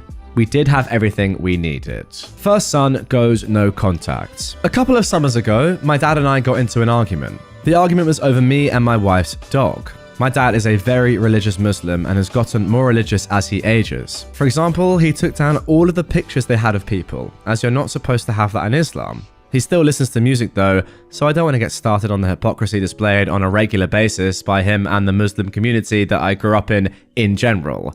Islam is not a fan of dogs being in a home. My wife and I do not live with my parents. We have our own home, and I told my parents my wife and I would be keeping the dog that she had before we got into a relationship. Now, I love this dog. I thought I got it through to my dad that the dog was here to stay. I even got an imam to talk to him about it. He brought it up again one day while he was over at our house and asked when we were getting rid of the dog. I tell him that we aren't and that he needs to stop asking about it. But this started a big argument between him and me. He went home and I thought again that was the end of it. But I was wrong. When he got home, my brother was there. He told my brother the story, and my brother told him he was wrong to make demands of my wife and I. My dad got into an argument with my brother. It got close to being physical, so my brother left. My brother at the time had his phone service under my parents' family plan. My dad cancelled his number, so I had to call the phone company. I have access since I'm the one who usually manages issues for him. My dad would then cancel the service again, being real petty. I eventually just added my brother to my phone plan. After this incident, my brother then went no contact with both of our parents. That was the last straw for him. He went no contact with our mum because she is an enabler. That requires a different post. To this day, my dad still doesn't understand why my brother is no longer in contact with him. I understood my brother's decision and have not tried to change his mind. I stayed in contact with my dad, but low contact. Second son goes no contact. Now to a couple of weeks ago. My dad and I once again got into an argument. My wife and I have a newborn. I was so excited for my parents to have their first grandchild. As much of a jerk as my dad is and has been, I've seen how well he interacts with my little cousins, and I incorrectly thought being a grandparent may mellow him down. I figured there would be some disagreements, as a lot of grandparents think since they've already raised kids, they know exactly what to do, even if they raised those kids over 25 years ago. But unfortunately, his controlling ways and anger issues reared their ugly head in a bad way. We were over at my parents so they could see my newborn son, and because two of my cousins were visiting to see my newborn son as well. Things went fine until my wife and I were getting ready to leave. My son was being a bit fussy as we were putting him into the car seat. That happens. Babies get fussy and cry a bit. Once we get the car seat in the car and get going, he normally calms down. If he doesn't, we just give him a bottle as he was probably hungry. We'd already changed and burped him at this point. My dad starts saying we should give him gripe water. I tell my dad that the baby is fine, just being a bit fussy. But my dad insists again, so I tell him I'm not giving him gripe water. We asked our pediatrician about it, and our pediatrician said to hold off on gripe water since our baby was still pretty small. Our son was born almost 3 weeks early and is very small, so we are being cautious. We also don't want to give him anything besides breast milk and formula if it's not really necessary, which it was not in this case. This sets my dad off. He goes off about what the frick do doctors know? He raised 2 kids. He gave my brother gripe water when he was 2 days old. Now that's obviously BS because he didn't even know about gripe water until he visited one of his friends and they told him about it. Not only that, but my brother was born late and at a normal weight. His situation is not the same as my son's. And guys, if you didn't know what gripe water is, like me, gripe water is an over-the-counter liquid supplement of a number of nutrients that is good for babies. My dad then does his usual thing of taking one issue, escalating it, and going off about everything. He goes on to say, don't come around anymore, even with the baby. He calls me an Islamic slur, my wife an Islamic slur, and my son an Islamic slur. My mum is trying to calm him down because he's yelling all of these things 2 feet next to me and the car seat my son is in. My teenage cousins are also hearing all of this. At this point, my wife has taken our son out of the apartment and into the hall. I'm trying to leave as well, but my dad continues to yell. He's now moved on to how we have not given him a cent, how he got us educated and put us through college for us to never give him anything back, how we basically don't do anything for him, and some other things that I don't recall exactly, just a lot of horse poop. I've paid for my parents' cable internet bill for the past 12 years, even though I haven't lived with them for years. I just recently paid for their tickets, which was about $2,800 to go to our home country. And I've paid for other random things, like ordering them pizza when my cousins are over at their house and my mum doesn't feel like cooking. Yeah, he says he got us educated, but he did nothing. He told us he'd pay for our college and then told us after 1 semester that he wouldn't, basically leaving us in the middle of a semester scrambling. He told my brother that he'd only pay if he agreed to marry a woman from our country. Look, I understand if he doesn't want to pay, but tell us that before we decide on a school so we can make an informed decision. He still brags to his friends that he put us through school though. He says we never do anything for him, even though both of my parents come to me for legal, tax, finance, tech, and basically any issue. Keeping a tally of what you've done for your kids and throwing it in their face is BS. Especially when you've basically done a little over the bare minimum. After taking his yelling right in my face, I left and I haven't spoken to him since. I told my mum we are not speaking to him and he is not seeing us anymore. If he gets some therapy and anger management, maybe we can see what happens, but he has to make a change though. Of course, the last time I spoke to my mum, she told me he'd been crying. As usual, he is the victim. Here's to hoping I don't continue this cycle. Wow, and there we go. What a way to end today's episode. Nothing worse than having a father like this. I'm sorry, but that's just my opinion. I don't really want to get into the religious side of this and coupling this dad's actions in line with his religion and saying that the reason that he acts like this is due to his religion and his own upbringing. I mean, it probably is, but I don't really want to go down that route and say that that's a bad or a good thing. I just want to take it at face value. The guy's being controlling and not letting you live your lives. And it just sounds like he's just very, very hypocritical and stubborn and doesn't accept that he also makes mistakes while also not accepting that other people are allowed to make mistakes. It's a weird one. Very hypocritical. And it's a shame. Entitled Stepmonster got herself banned from my wedding. I am a 28-year-old man, and my stepmother, who is 49, is a wannabe party planner. She's taken it upon herself to plan and host every party and holiday my dad's family has thrown since she married him. I never loved those occasions growing up. She's controlling and gets upset if people complain about anything, but humoured her for my dad's sake. According to him, this helps her feel included. I'm getting married to my fiancée Jane in July. We got engaged in early 2021, but Jane ended up getting pregnant a couple of months after that, and we decided to postpone the wedding to focus on our son for a while. So we've had a long engagement. My stepmother has tried to hijack our wedding plans from day one, complaining, contacting our planner, showing up unannounced to Jane's dress appointments, and more, and we've repeatedly asked her to stop. Now Dad wants us to humour her again, but she's clearly resentful of the fact that she's not hosting the wedding or being labelled mother of the groom in invitations. Besides our baby boy, we also have Luke, who is a 4-year-old, Jane's paternal half-brother. She got custody of him a few months into our relationship after his parents died. I ended up moving in with them during the pandemic and have been in Luke's life since he was a baby. He doesn't call me dad and refers to us as his sister and his OP, but we love him like a son. Stepmother, though, hates Luke. Okay, sorry to interrupt, she hates a 4-year-old child. Crazy. Anyway, she accuses Jane of baby trapping her way into the family. That accusation only got worse after our son was born. My dad gets along with Jane and adores the kids, but stepmother demands him to refuse babysitting Luke, so we don't leave the kids with them often. Instead, Jane's brother and sister-in-law usually watch the kids for us, as their children are close to ours in age. We had a thing last Sunday, and my brother-in-law was out of town with his family. Jane's other siblings live in different cities, as well as my mum and sister. My dad agreed to babysit at our place, and we left. We came back to find both kids crying, stepmother screaming, and dad weakly trying to calm everyone down. Apparently, Luke had told stepmother that both he and our son were going to be our ring bearers, and she went ballistic. At a 4-year-old, that is. She screamed that she wasn't going to allow that because he wasn't family. She then, unfortunately, got physical when he started crying. His lip is still split. She'd never gotten to this point before. Oh my. We immediately banned her from our house and from our wedding. Dad is fuming and has said he's not going without her. He's also convinced half of his side of the family, by severely downplaying what stepmother did, to boycott the wedding as well. This includes my stepbrother, who fully agrees with his mother no matter how many times I try to tell him the truth. Me and Jane are refusing to budge, but many of my cousins who aren't coming anymore are asking us to reconsider.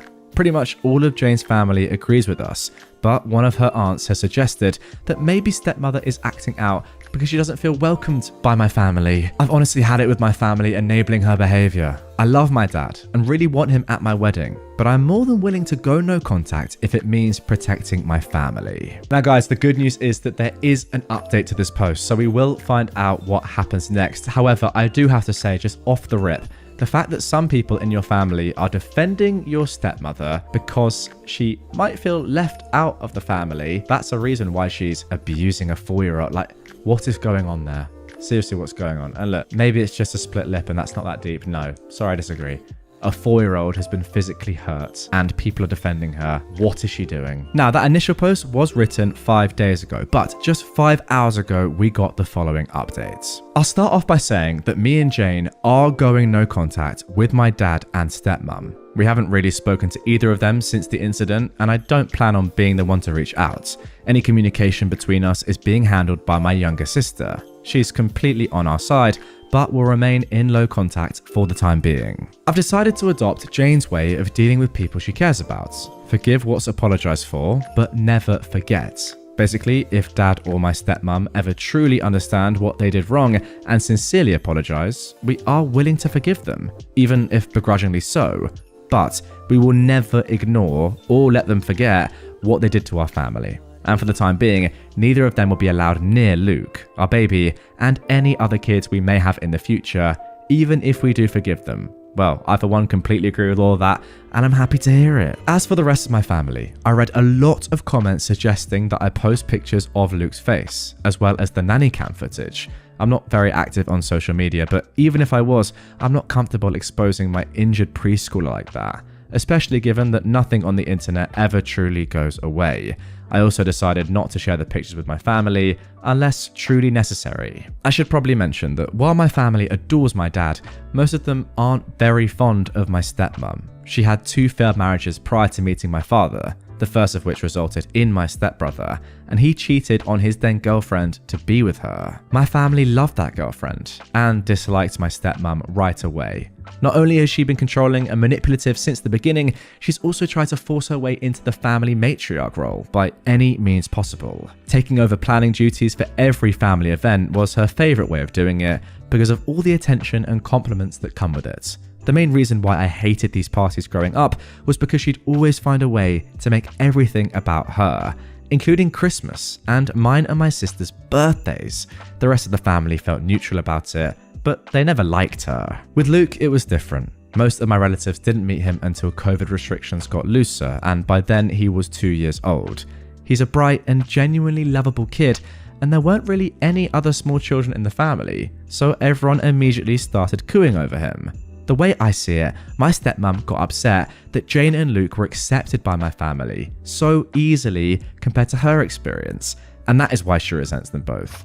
But I can't confirm that. She was also mad that, aside from not being the planner, she would have absolutely no involvement in the wedding party. She tried to pressure us into letting her officiate. One of Jane's best friends was offered that role a year ago, making stepbrother my best man. He wasn't interested and I'd already got on my best friend, or asking her sister's daughter to be our flower girl, but we'd promised Jane's 3-year-old niece. Also, her sister's daughter is 15 and doesn't know us. Sorry, that is so weird. Imagine just a random 15-year-old girl being like, yeah, let me just carry these flowers. Sorry, just got a funny image in my head. Anyway, she also tried to convince us to let my dad walk Jane down the aisle since her father's gone. But her eldest brother, the brother-in-law I mentioned in the first post, had already been enlisted. Okay, that one is crazy. My stepmom was disappointed that my family wasn't as involved in the wedding as Jane's, and kept making comments about how that would never happen if we put me in charge. All of that being said, there is nothing that can excuse being that awful to a child, especially if it really is the petty jealousy that I suspect. Because I haven't spoken with my father, my sister has been keeping me updated on what he's been up to. As I found out through her, the story my dad and stepmom told the rest of the family completely erases Luke's injury and the abuse charges. Oh yeah guys, OP left a really small edit on the first post saying that they actually were going to press charges on the stepmom for what she did to Luke, which is completely fair. It insinuates that me and Jane banned them because we got annoyed with my stepmom and decided to take it out on my dad as well. Because most people already dislike my stepmom, explaining what actually happened that night wasn't hard, and most of the relatives that I actually wanted at the wedding have apologised, and are now berating my dad as well. The people that didn't believe us, as well as those saying we overreacted, have been told they are not welcome in our home anymore. Those are mostly people from my dad's generation, so I can't say I'm surprised. But the realisation that they're so biased that they're willing to protect a woman they hate after she hurt a child just to make my dad happy has reassured me that I don't need any of them in my life. My stepbrother is still in denial. He refuses to believe his mother could hurt a child, even with all the evidence we have. I have to admit I understand. I love my mum too, but that doesn't mean I'd excuse his obliviousness. So he's banned too. It sucks because we were close growing up, but I don't regret it. Besides, Jane has 3 other siblings besides Luke, the older brother-in-law, a twin brother, and a younger sister, and I'm closer to them than I ever was with him. Speaking of Jane's family, they're all furious over what happened and have been extremely supportive of us. Jane's maternal family basically adopted Luke after she got custody of him, and have called frequently to make sure he's okay. We did manage to save some money with everybody we uninvited, and have decided to use it to help Jane's cousin. She lives in a different country, and was previously unable to come to the wedding, so we're paying for her plane ticket. That is awesome. Luke has gotten much better, and is almost completely back to being the sunny child he's always been.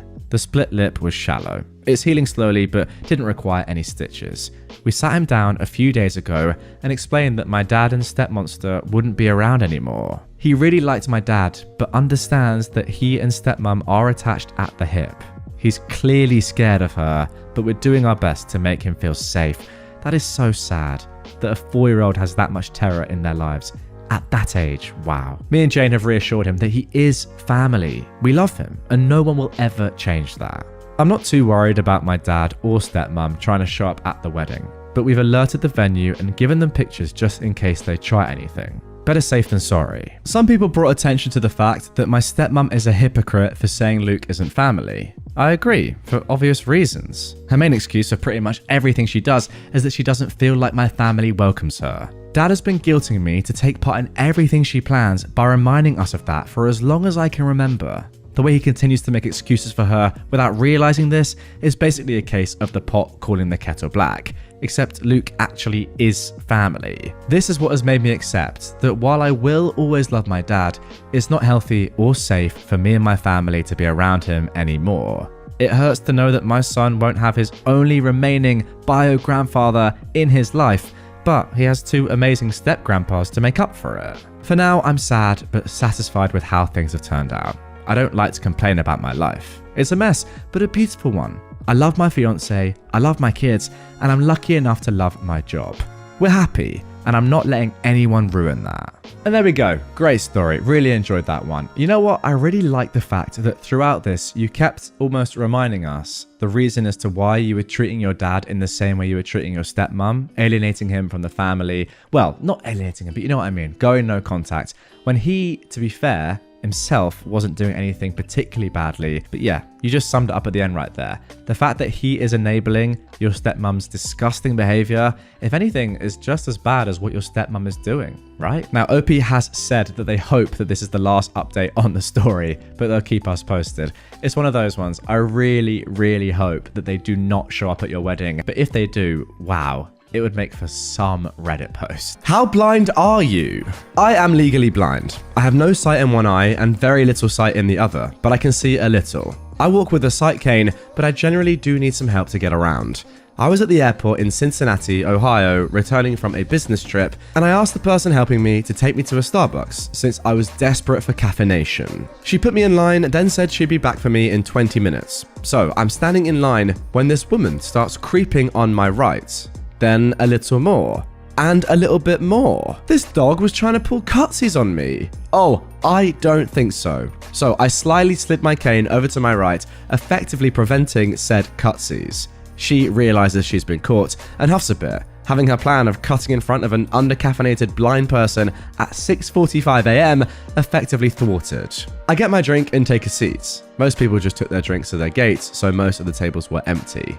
Then Cutsy Carol sits down at my table and waves her hand in front of my face, and we have the following exchange. So, are you blind or what? Pardon? Like, how much can you see? Are you faking? Just how blind are you? I mean, I saw enough to know that you were attempting to cut in front of a blind person. So you can see. She waves her hand in my face again. Can you see this? Why do you need a cane if you can see? Is it macular degeneration or what? Mom, it's too early for this. Please leave my table. I don't owe you an explanation or any part of my medical history. I'm just trying to enjoy my drink in peace while I wait for my guide. Jeez, I was just asking. She then huffs and leaves for parts unknown. Thank God. I don't know why people see someone who is disabled and feel entitled to their story or their medical devices. I've had people grab my cane and pull me where they want me to go.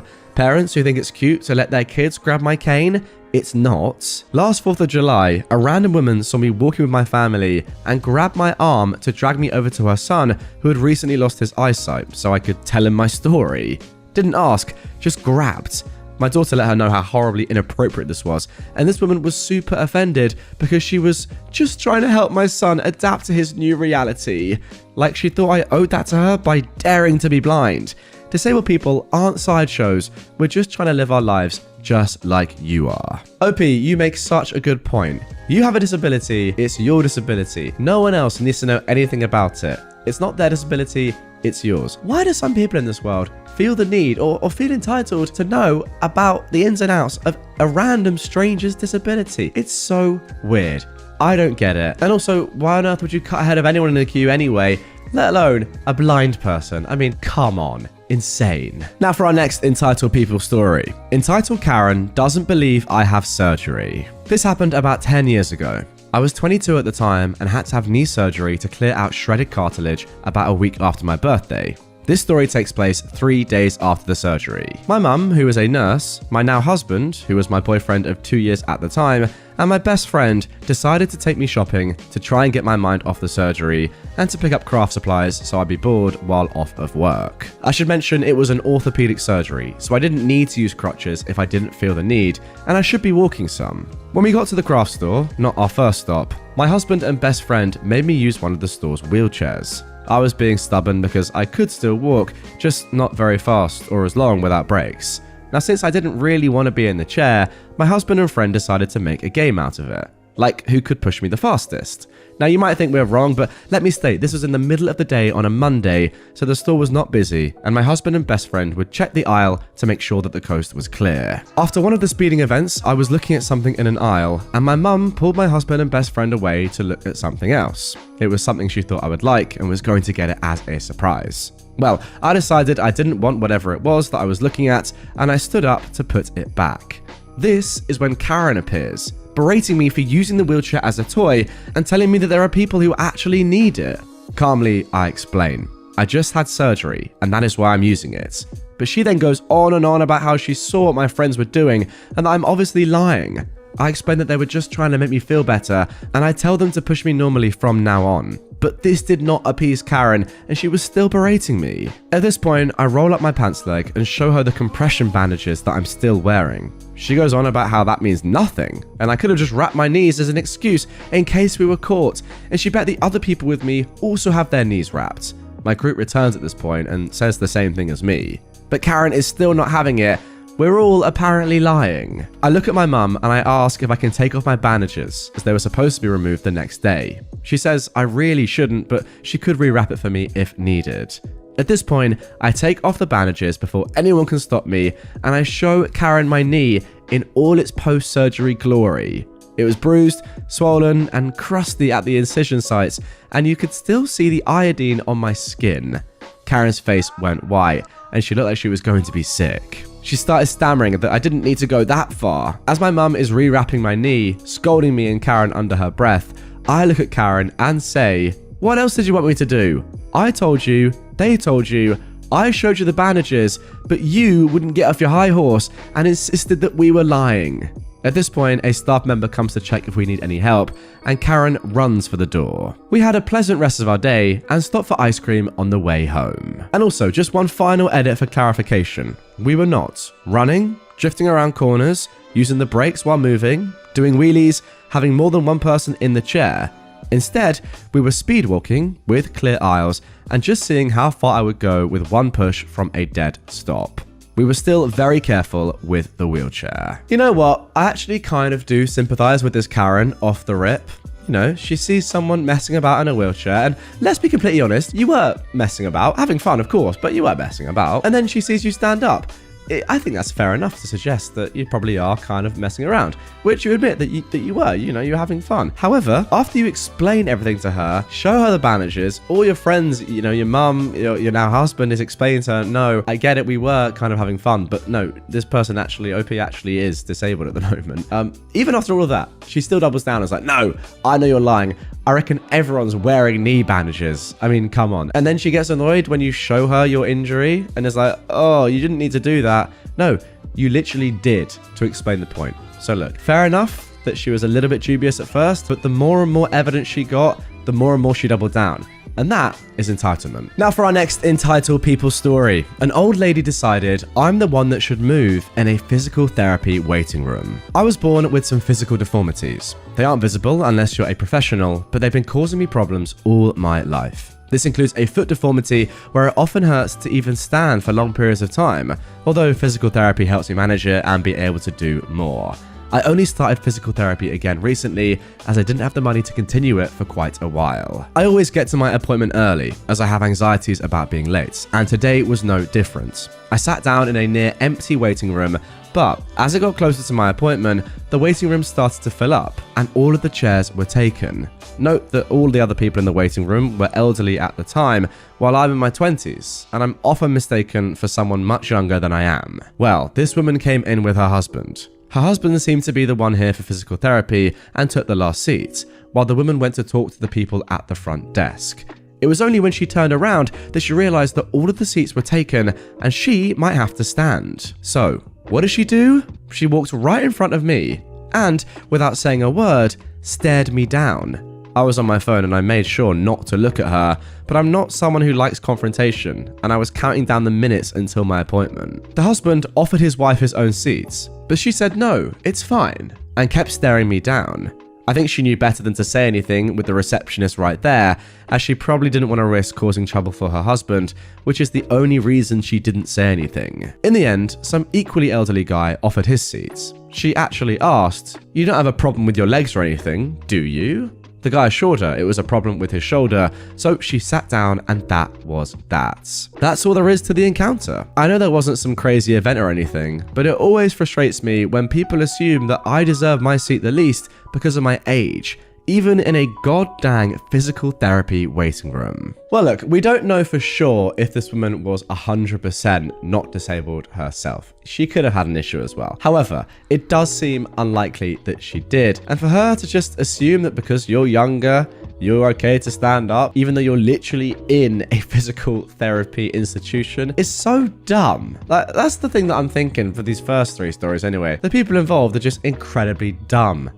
She didn't even ask you, just stared at you, probably got up in your physical space, just looking at you. Again, stupid and also very, very weird. Actually, you know what? I just remembered she actually declined when someone else offered her a seat. Therefore, if you can choose where to sit, you can choose to stand, you clown. And now for our final story of this episode. Entitled woman tries to take my wife's accessible parking spot, then gets angry when I call her out. I am a 42-year-old trans woman, and I live in an apartment building with a reserved accessible parking spot for my wife, who is wheelchair bound. Yesterday, I came home to find a red Chevy Silverado parked in our spot. There was no disabled placard or license plate tag, so I knocked on some neighbors' doors to see if they knew who it belonged to. Nobody answered. I decided to make a fake parking ticket, citing the violation as parking in a reserved accessible space without proper placard.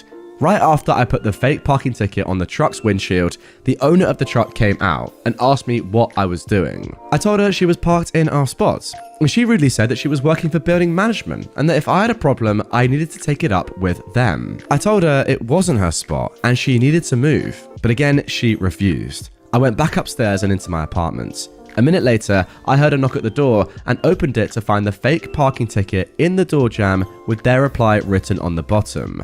They'd written some transphobic and homophobic slurs on it. I went back outside with my phone out to try and take a picture of their license plate. However, an angry-looking young man was at the bottom of the stairs. He told me I needed to watch what I say to his mama. He said I didn't look disabled. I told him it's my wife who cannot walk. He then asked where my car was, implying he wanted to do some damage to it. He called me the N-word, then misgendered me and was acting aggressive. Feeling unsafe and not wanting to escalate the situation further, I told them to have a nice day and I went back inside the house. I called the building management, who expressed their condolences and said that I should call the police. I called the police, who said they sent an officer when they could.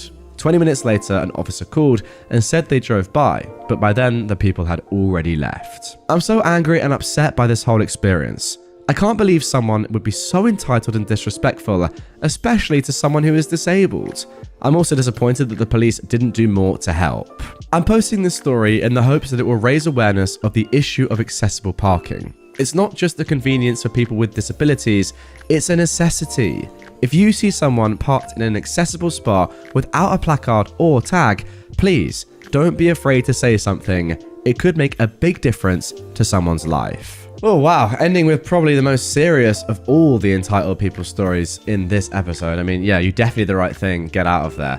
At that point, when you're literally being threatened and having, verbal abuse just spouted at you, I mean, that's truly horrible stuff there. I don't quite know which word was worse. My goodness me. Yeah, get out. Call the police. It's a shame they couldn't come quicker and actually see these guys and just, give them a warning or, hey, at least do something, stop them from abusing you. But wow, what a terrible, terrible spot to be in.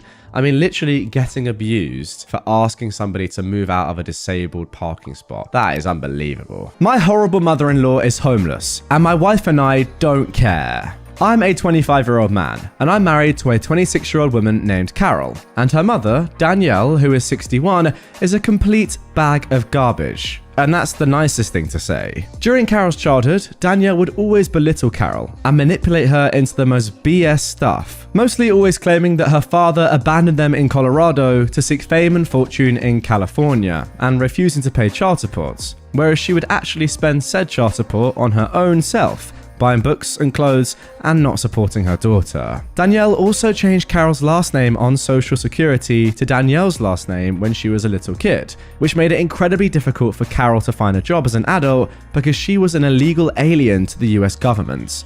That meant she had one last name on her birth certificate and a different last name on her Social Security card. Danielle also had a very bad job that didn't pay the best and had to get an apartment with Carol under Carol's name because Danielle had terrible credit, and Carol had a 0 credit score because she was 18 at the time and didn't have her own bills to pay. Danielle kept getting on Carol's case about not having a job, but Carol said she couldn't because of the name issue. They ended up getting evicted due to failure to pay rent because Danielle's job wasn't enough to pay for a luxury apartment and she had to move in with grandma.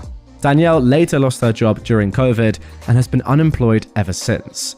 There's way too many scenarios about how Danielle would take advantage of her own daughter, but I don't want to bore you guys with the details. Anyway, on to the story. Back in late 2021, while me and Carol were engaged, she wanted to join the US Navy. She got her name changed back to her father's last name on Social Security to match her birth certificate, and even gave her recruiter child custody papers to prove her name. She enlisted, got through basic, completed her A schooling, and got her orders to serve on a ship. We got married in September 2022 before she was shipped to Virginia for her new orders. While Carol was serving and I spent time packing my belongings to move out to Virginia myself, I learned that Danielle was going to therapy to possibly move on, or so I imagined. I tried so dang hard to stay away from her during that time, but she was always bugging me, wondering why Carol wasn't talking to her during the day. I let her know on repeated occasions that she has no cell service on her ship, but to her, it was just one of those in one ear and right out the other things. I eventually made it to Virginia in December of 2022 to be with Carol. We've been ignoring all of Danielle's calls for a while. Fast forward to April. Carol gets a text from Danielle asking her to call her to talk. They talk on the phone for a while, and Carol learns that her grandma is not doing well. I also get my brother's high school graduation invitation in the mail, and I want to see him graduate in May, which means Carol wants to see her grandma because she fears that she may not make it to the end of 2023. Danielle seemed to be super nice, and Carol and I both thought she changed because of all the therapy that she's been getting. So, last week, we fly back to Colorado, and Danielle loans us her car while we're there, and was being way too nice to us, like a decent human. So we see my brother walk across the stage, and Carol gets to see her grandma. While there, we learn that grandma wants to move into a more safer place with Carol's aunt because of her health, and Danielle has to move somewhere else because, in her eyes, everyone doesn't want to take me in because the family doesn't like me. We told her that if we weren't living in a 650 square foot, 1-bedroom apartment on the other side of the country, then we could help her. Again, she starts being even nicer to us while still in Colorado. I even warned Carol that her being nice could mean something bad in the future, given her past behavior. Carol agreed. A few days after we flew back to Virginia, which was just 5 days ago, Carol gets a text from Danielle saying that she's gonna have to live in her car because nobody will help her. Carol asked her why she can't get a job and get her own apartment, and she said that, "I can't get a job at my age, and it's been too long, and it's very expensive to live on your own, especially in Colorado." Carol told her that we unfortunately can't help her because 1, we live in a small apartment, and 2, we live 7 states away on the other side of the country. So now, here we are today. I'm at work and I get a call from Carol saying that she needs to be with me. I ask if everything's okay because I can tell that she's not. She said she'd talk about it when she got there. 30 minutes later, she shows up and I go on my lunch break with her. She tells me that her mum literally asked for $1,000 to help her move from Colorado to Virginia so that she could be with us. $1,000! We told her multiple times that we couldn't help her because we don't have that kind of room. We let alone don't have $1,000 to just give away. We live paycheck to paycheck. I was so flabbergasted. And Carol told me that her being super nice in recent times was way too good to be true, which is what I felt would happen. She either didn't get the therapy she needed, or she lied. I don't know what the case was there because there's no proof. Now, I wasn't around for this part, but Carol and Danielle argued over the phone, more like cussing each other out per se. Danielle was upset with Carol for not providing a home for her when she did it for her first 20 years of life, and now Carol can't return the favor. Carol then told her mother, "Just F off already," before hanging up and blocking her completely. So, Danielle is now homeless and living in her Nissan Sentra. But we couldn't care less. All those years Karen had to endure due to Danielle's entitled and narcissistic behavior is now biting her in the butt. And nobody wants to live with her because of this. Because that female dog only cares about herself and knows what she's doing is wrong and doesn't give a dang. I personally and honestly don't care if she dies. I will pee on her grave when that happens. Well, there we go. You know what? I would normally say that letting your mother-in-law become homeless, despite how horrible a person they may be, is a pretty terrible thing to do. If you can help, it's always a good thing to do, surely. Even if you don't like them and you don't get on with them. But I think this story is an exception. First of all, you're living paycheck to paycheck anyway, and there's a very limited amount of things that you could do, especially financially. I mean, she's asking for $1,000, which just doesn't exist. Also, it doesn't cost $1,000 to move from Colorado to Virginia. I don't believe that. Secondly, the fact of the matter is, she's been a terrible mother to your wife for her entire childhood. Therefore, even if you had unlimited money, I'd probably say, you know what, fair enough. Don't help her at all. Let her rot and let her be homeless, as horrible as that may sound. I mean, ultimately, this is just payback in its finest form. No one wants her around. I wonder why. Maybe because she's a horrible person. Get nicer, and then maybe people will want to help you. That is my solution, Karen. Now for our next Entitled Parents story. Entitled Parents tell me to F off in my own yard? Enjoy your free shower. A few years ago, I lived in a house that was a block away from a public park. It was a very large park, and I noticed 2 soccer games occurring when I left one Saturday to go to the grocery store. When I returned home about 45 minutes later, I saw there was a truck parked beside my property. The occupants of that truck were on my property. There were 2 children dressed in soccer uniforms, their mum and dad, and a large Doberman. The Doberman was lying on a picnic blanket, the parents were setting up their family's picnic lunch, and the children were chasing each other all on my front lawn. I couldn't believe my eyes. I pulled my car into my driveway and walked over to the family, asking them why they were on my property. The entitled mother then snarked at me. "What does it look like? We're eating lunch." I asked why they're not eating in the public park that's a block away, and she responded, "It's more peaceful here." In complete shock, I then said, "This is private property and you all need to leave now." The mother's response? "Go frick yourself, you little dog." I was furious. I pay the mortgage, I do all the lawn work, and you think it's okay to trespass and tell me where to go on my own property? This was the easiest revenge ever. I walked right beside them to the outside tap that was attached to my sprinkler system and turned it on. The family started screaming and grabbed all their stuff as they ran to their truck. The mother and father screamed obscenities the whole time and said they were going to get me. Well, this is where revenge number 2 came in. I downloaded my security camera footage, which showed their license plate, and I brought it to my next door neighbor, who just happened to be a police officer working that day. The parents were charged with trespassing, and I had a smile on my face for the rest of the day. And there we go. R/entitled parents, but with a little bit of petty revenge at the same time. Just simple enough. Like, what are you doing? You can't go on someone else's lawn. It's just illegal. And the least you deserve is to be sprayed off it with a rather beautiful piece of water hosiery. And what a word that is that I've almost definitely just made up. But I love it. Water hosiery, put it in the dictionary. Mother is upset I use my first name in class. I teach philosophy and epistemology to high schoolers. I'm also fairly young for a high school teacher. I introduced myself as Faye, my given first name, which has been my given name since birth, to my students. Well, I got an email from a parent reading, "Mademoiselle Bettencourt, this is Karen, and I'm Kevin's mother. I'm deeply disturbed that you allow students to call you by your first name, and I believe this is unprofessional and confuses children. My child's test scores clearly reflect this, as your class is the only one he is struggling in. And as he has maintained an outstanding academic performance, it is clear that you are the problem. I highly suggest that, in order to better teach my child, you reflect on this and begin to use your professional name." So I responded, "Karen, thank you for reaching out to me. I'm awfully glad you are so concerned with your child's performance in my class. As you might not be aware, I do not grade homework or tests as official standing, and they go only to show an empiricist view of one's performance. Don't worry, this means the grades you see in the system will be different from the final grade, as your child will have 100% in my class. This was made clear in my syllabus. You should also note that I attach my comments for every assignment and include an annotated copy of your child's exams and essays so that they may see where they need to improve. If you have specifics about concepts your child is struggling with and ways that might better help him learn these concepts, I'd be more than happy to meet with you over coffee or tea to discuss with you. So she responds, "The annotations are incredibly vague and abstract and offer little insight into how my child, who is brilliant, may improve. However, I see you mark him wrong every time he refers to you as Mademoiselle Betancourt and replace it with Faye. It is illogical to ask of a child to indulge in using such a silly name.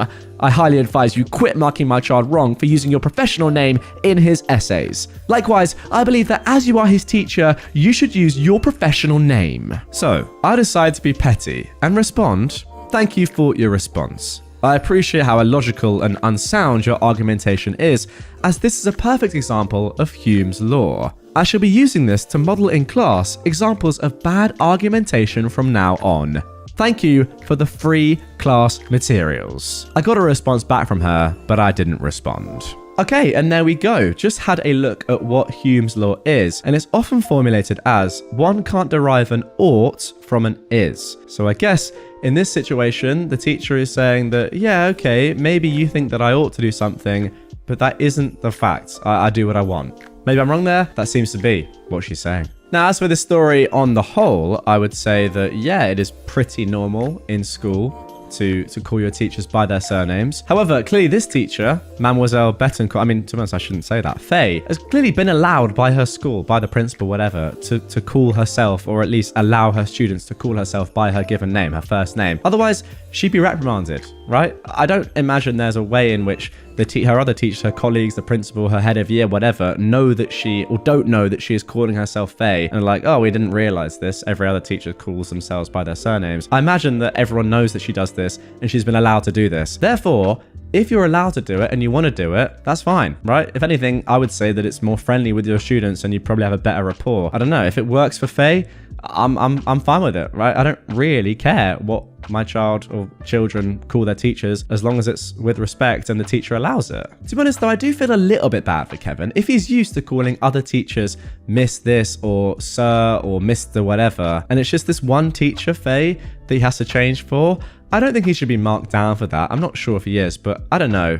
It's a weird one, isn't it? For Faye, I get that. She wants to be called by Faye. And by the way, the mother does not need to be involved in this at all. This is clearly a Karen. However, for Kevin, I don't know, seems a little bit harsh. Yes, even though the teacher is telling him, call me this, I don't know, he might feel like he has to call you Miss Betancourt or Mademoiselle Betancourt. I don't know. It's a tough one. I wouldn't blame necessarily Kevin here, but for Karen getting involved, yes, there is absolutely no need. And now for our final entitled parent story of this episode. Entitled mother tried to reduce my pay for attempting to seduce her husband. I started babysitting families in my church growing up.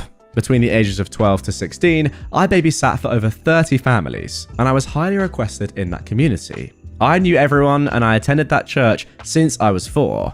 Everyone knew me, I knew everyone, very tight-knit. So I babysat for a family we will call the Smiths. I knew that family since I was 10, and they had children that were younger than me. I helped with these kids for children's mass. Now I knew the family, and we were kind of close because I was one of the kids' helpers in a class unit. Plus, we all knew each other from the church and school. Now, I'm 13-ish when this happened. I babysat for this family, the Smiths, and it was going good. They had a pool in their backyard, and the dad had told me to pack a bathing suit. He said, "The kids will probably beg you to swim with them if you don't mind, but you don't have to." So, I babysat these kids for about 5 hours, knowing that 4 hours in, the husband would come home to take a work call. Then he'd help with the kids, and my parents would take me home. 20 minutes before the dad gets home, the kids want to swim. I agree, and we all get ready. I'd chosen a normal bathing suit for a 13-year-old, but I had a larger chest than others my age, and the mum of these kids. Now, the dad comes home and asks if things are all good. I tell him yes, and he tells me he'll find us when he's done with his work call. It's about 5 p.m, and he comes out and asks to take another call. He asked to take a picture to send to his wife to let her know that I'll watch the kids for longer since he had another call. TLDR, all went well till the wife shows up.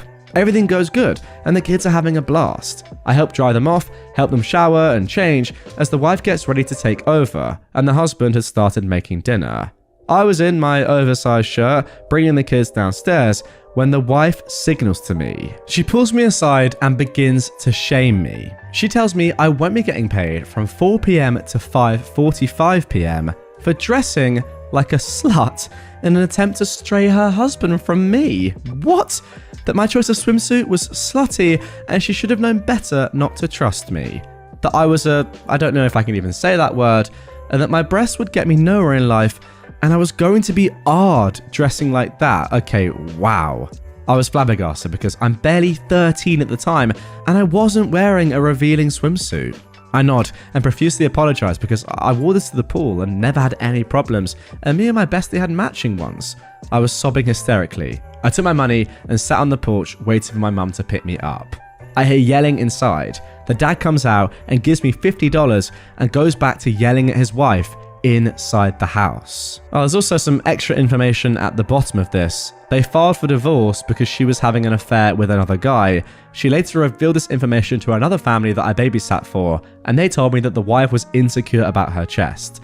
The dad was not a pedo and his kids are doing great. Oh my goodness. Well, I don't want to say save the best till last, but let's just say save the most extreme till last. Goodness me.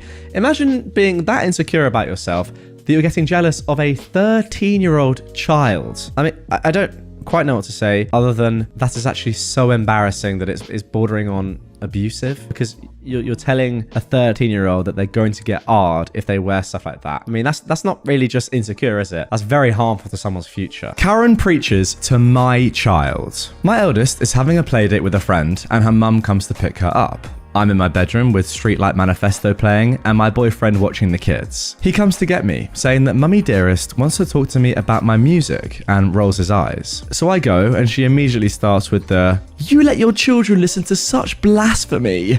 And I tell her it's really not blasphemy if we don't believe in God. She then gets so outraged that we need to see the light. So I snap back at her. "Leave my house immediately or I will have my boyfriend assist you in finding a way to the exit." I send her an email the next morning. "Hi Emily, this is Famer. I'm very concerned about your insistence on my preaching to my children and do not appreciate you insulting me and my children, especially not in front of my child. I would very much like for you to keep your religion to yourself and your family. If you find what you need in your God, that is wonderful for you, and I'm truly happy for you, but we do not share your beliefs and we very much do not want you pushing your beliefs on us.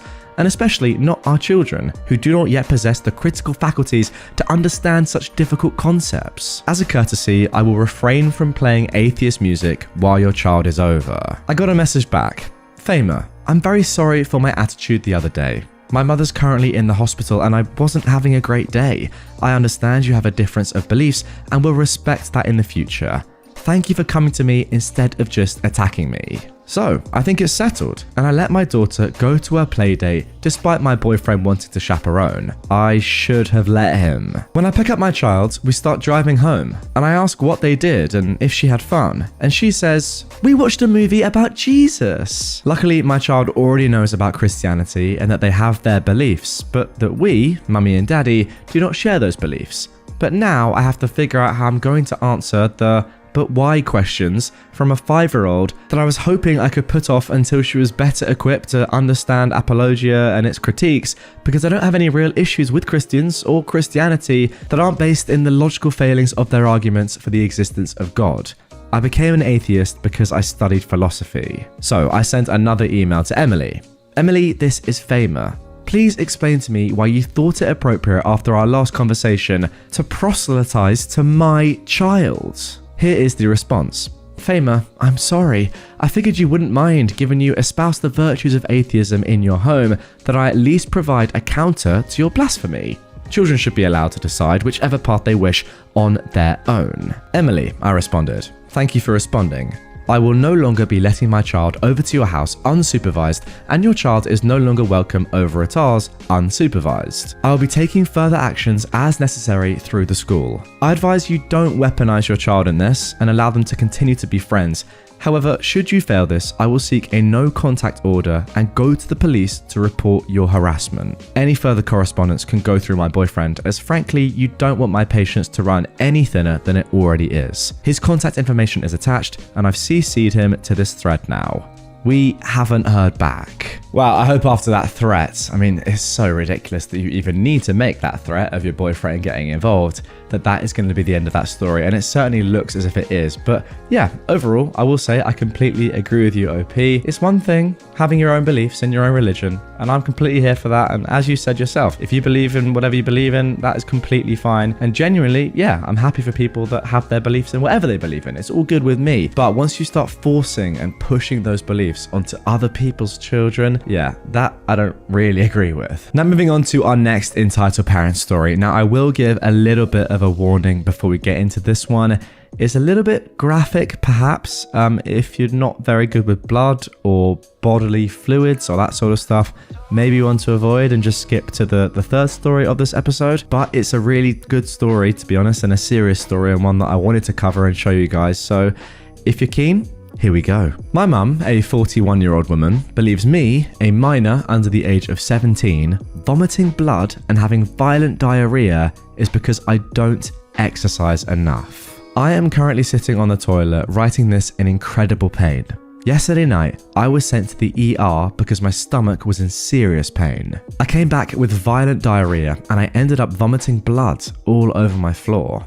My mum claims that she cannot take care of it and that I should be able to when I'm literally pooping blood. She's been told multiple times for over a year to take me to a gastrointestinal specialist because I'm suffering symptoms of something chronic, but she will not take me. She believes that it is my fault I am this way when I try my absolute best to take care of myself when suffering from severe mental illness. She took them saying that I should see a specialist as a F you, I was right on her part, and is claiming that if I just ate better, I'd be fine. She is aware I'm recovering from an eating disorder, and before that ever started, I had serious stomach issues. Last night, I threw up blood and bile onto my room floor, and I'm unaware how to clean it, being that the smell would most likely make me vomit again.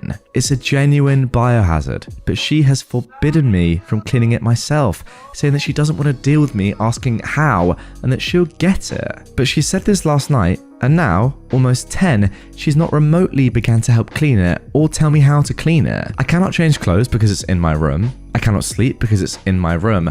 I cannot put on pants because it's in my room. And when I ask her to just tell me how to clean it, she refuses. I don't know what to do at this point, and it's gotten to a point that the pain in my stomach will temporarily paralyze my limbs and cause me to go unconscious. No matter how bad it gets, she always ends up saying that there's no way I can have these health problems because I'm too young, when she's the one that goes to the doctor for a minor headache but won't take her child to a doctor despite being repeatedly referred by doctors to do so. I'm scared for my life as the pain gets worse by the day and I'm barely even digesting food anymore. I cannot even drink water without risking my body rejecting it. Okay, so this is pretty much just abuse. Anyone got any contrasting opinions? Leave them in the comments down below. I doubt it though. It literally is just abuse of your child. Is it not? Am I wrong? Am I missing something? It is. I mean, like, you're vomiting blood and saying, first of all, let's not go to the doctor or A&E. And second of all, let's not even bother cleaning it up, guys. Let's just leave it there. That was your fault. I want you to deal with it. But I'm not even going to tell you how. Such good parenting. Ugh, let's carry on. Now for our third entitled parent story of this episode. How my wife ruined her mum's Mother's Day by treating her like a mum. My mother-in-law is an annoying person to say, in the nicest way. She has extremely low self-worth, and she compensates that by forcing the world to go around her. As family who interact with her regularly, we're forced to treat her like a queen, every day, every minute. If we don't, then there will be drama. All the way from pouting, going to her room, fainting, leaving the house to full-blown breakdown, including saying, why should I live on this planet anymore if no one cares about me? Yeah, to see an old lady say she'll kill herself just because we don't give her a few minutes of attention is a bizarre thing to witness. So it's exhausting to be around her, but what else can my wife and my sister-in-law do? She is their mum and they both try their darn best to make her feel special. But they'd also like to interact with her as their mum too, not just as some out-of-touch royalty. They would like to crack jokes, chat about general things and share their problems, not having to be constantly worried what statement might tick her off. When they were kids in her orbits, things were fine, as she controlled them and that made her feel as though she was the centre of attention. But now that they're married, have family of their own, and that she is not the anchor of the family, she started becoming more and more demanding that we perform some elaborate rituals to make her feel special. It's becoming extremely exhausting. So, onto the actual event itself. My mother-in-law and father-in-law have travelled to our country and are staying with us for a short time to help us with the kids, as we all live halfway across the globe. My wife planned an elaborate Mother's Day event centred around my mother-in-law, even though she herself is a mum too. One of those that included lunch in a popular ethnic cuisine restaurant. By the way, had she not planned it herself, there would have been a snarky comment at the end of the day saying, "Seems like you don't care about your mum enough to plan something for me. I was waiting the whole day for you to do something." Anyway, morning went uneventfully as we've been pampering the grown-up toddler, and my mother-in-law was quite jubilant. We go to the restaurant and I and our elder one go in to set up the table as my wife is bringing the others in, my mother-in-law, father-in-law and our little one. My 2-year-old, the real toddler, decides to throw a tantrum for toddler reasons, but then my mother-in-law sees this beautiful garden in front of the restaurant and wants my wife to take her picture. My mother-in-law doesn't care about anything and forces my wife to take several pictures as my wife is holding a crying, fussing and kicking toddler at her hip. Having basked in the glory of being the centre of attention, my mother-in-law is satisfied enough, and they all come in. My wife is ticked off from that, but tries her best to be cheerful. The waiter comes in to take the order, and right then, my mother-in-law decides to go to the restroom. My wife asks her to order before going, as the kids will get hangry if we wait for long. But the big mistake my wife did was she asked in a normal tone, a regular conversational tone, instead of a pleading or pleasing pampering tone. How dare we order her royalty on what to do? That was strike one. As me and my wife are looking at the bazillion choices and trying to order for kids, ourselves, spice level, etc., we got absorbed into ordering without paying attention to the most important person. My mother-in-law wasn't the centre of attention for 2 full minutes. How dare we? That is strike 2. We didn't notice that or ask what she wants. She asked if they have a particular ethnic dish, which is a regular staple we have almost every day at home, like a grilled cheese sandwich, that too in an indifferent, meek tone. She was indirectly implying that she's just a nobody because of strike 1 and 2, and therefore she was ordering some peasant food. That was our cue to realise our mistake, prostrate before her, beg her forgiveness, and bring the world back into alignment before things go downhill. We failed to notice that change in her tone, which was strike 3. Instead, my wife suggests, "Mum, we have that almost every day at home, so why don't you..." But my mother-in-law cuts her off, saying, "I know that. Are you saying I don't know that?" And then storms to the restroom. We're all figuring out what the frick happened, and we finish ordering. My mother-in-law comes back and unloads on my wife how she has disrespected her. We brought her to this country, and ever since then, my wife has made it her mission to do nothing but continuously humiliate her, and then she starts crying. I quickly realised what had conspired, but my innocent wife, whose heart is only filled with love and not such evil games, doesn't realise drama that my mother-in-law wants. Instead, she's trying to understand how suggesting that the dish is a regular staple at home is humiliating. And my mother-in-law goes, "You're implying I'm dumb and don't even know this. You have ruined Mother's Day. All daughters do special things on Mother's Day, and here you are ruining mine," with a few other delectable quotes. My wife says again and again, "That's just a regular thing to say to your mum," but my mother-in-law is adamant that my wife humiliated her by implying that she is dumb for not knowing it's a staple dish we regularly eat at home. So she storms off to sit outside. Seriously, that was the entire discussion for a full 5 minutes. It was extremely bizarre to see a 60-year-old woman throw a tantrum and accuse her daughter because she said, "It's a regular staple we eat at home." Now normally we would run after her and apologise and beg her to come back and keep apologising throughout lunch, which is what she wanted after 3 strikes. But this time we were so over this BS, having been through similar ones so many times. So we just sat and ate in peace without an extra side of drama. But my wife was heartbroken. She'd done all this planning, wanted to be a good daughter, wanted her mum to feel special, and in the end has ruined Mother's Day by talking to her mum as a mum and not as a royal. So, a 60-year-old woman started crying in the middle of lunch rush in a popular restaurant, all because we didn't give her attention for 5 minutes while busy ordering food for our kids. There are hundreds of other similar stories, but this is one of the clearest what the frick just happened. Honestly, guys, if I had someone like that in my family, I think I just have to retire and say, you know what? I can't do this anymore. I actually just don't even want to be affiliated with you in any single way anymore. You are that annoying. Why is a 60-year-old woman acting like the youngest at that table when there is also a 2-year-old there? I mean, whose tantrum was worse? Genuinely. The 2-year-old's, who was tantruming because they're a toddler, or a 60-year-old woman's because your daughter asked you a question? Like, what is actually going on? You just know exactly what sort of person she is like. I don't even have to meet this person to know exactly how they function day to day.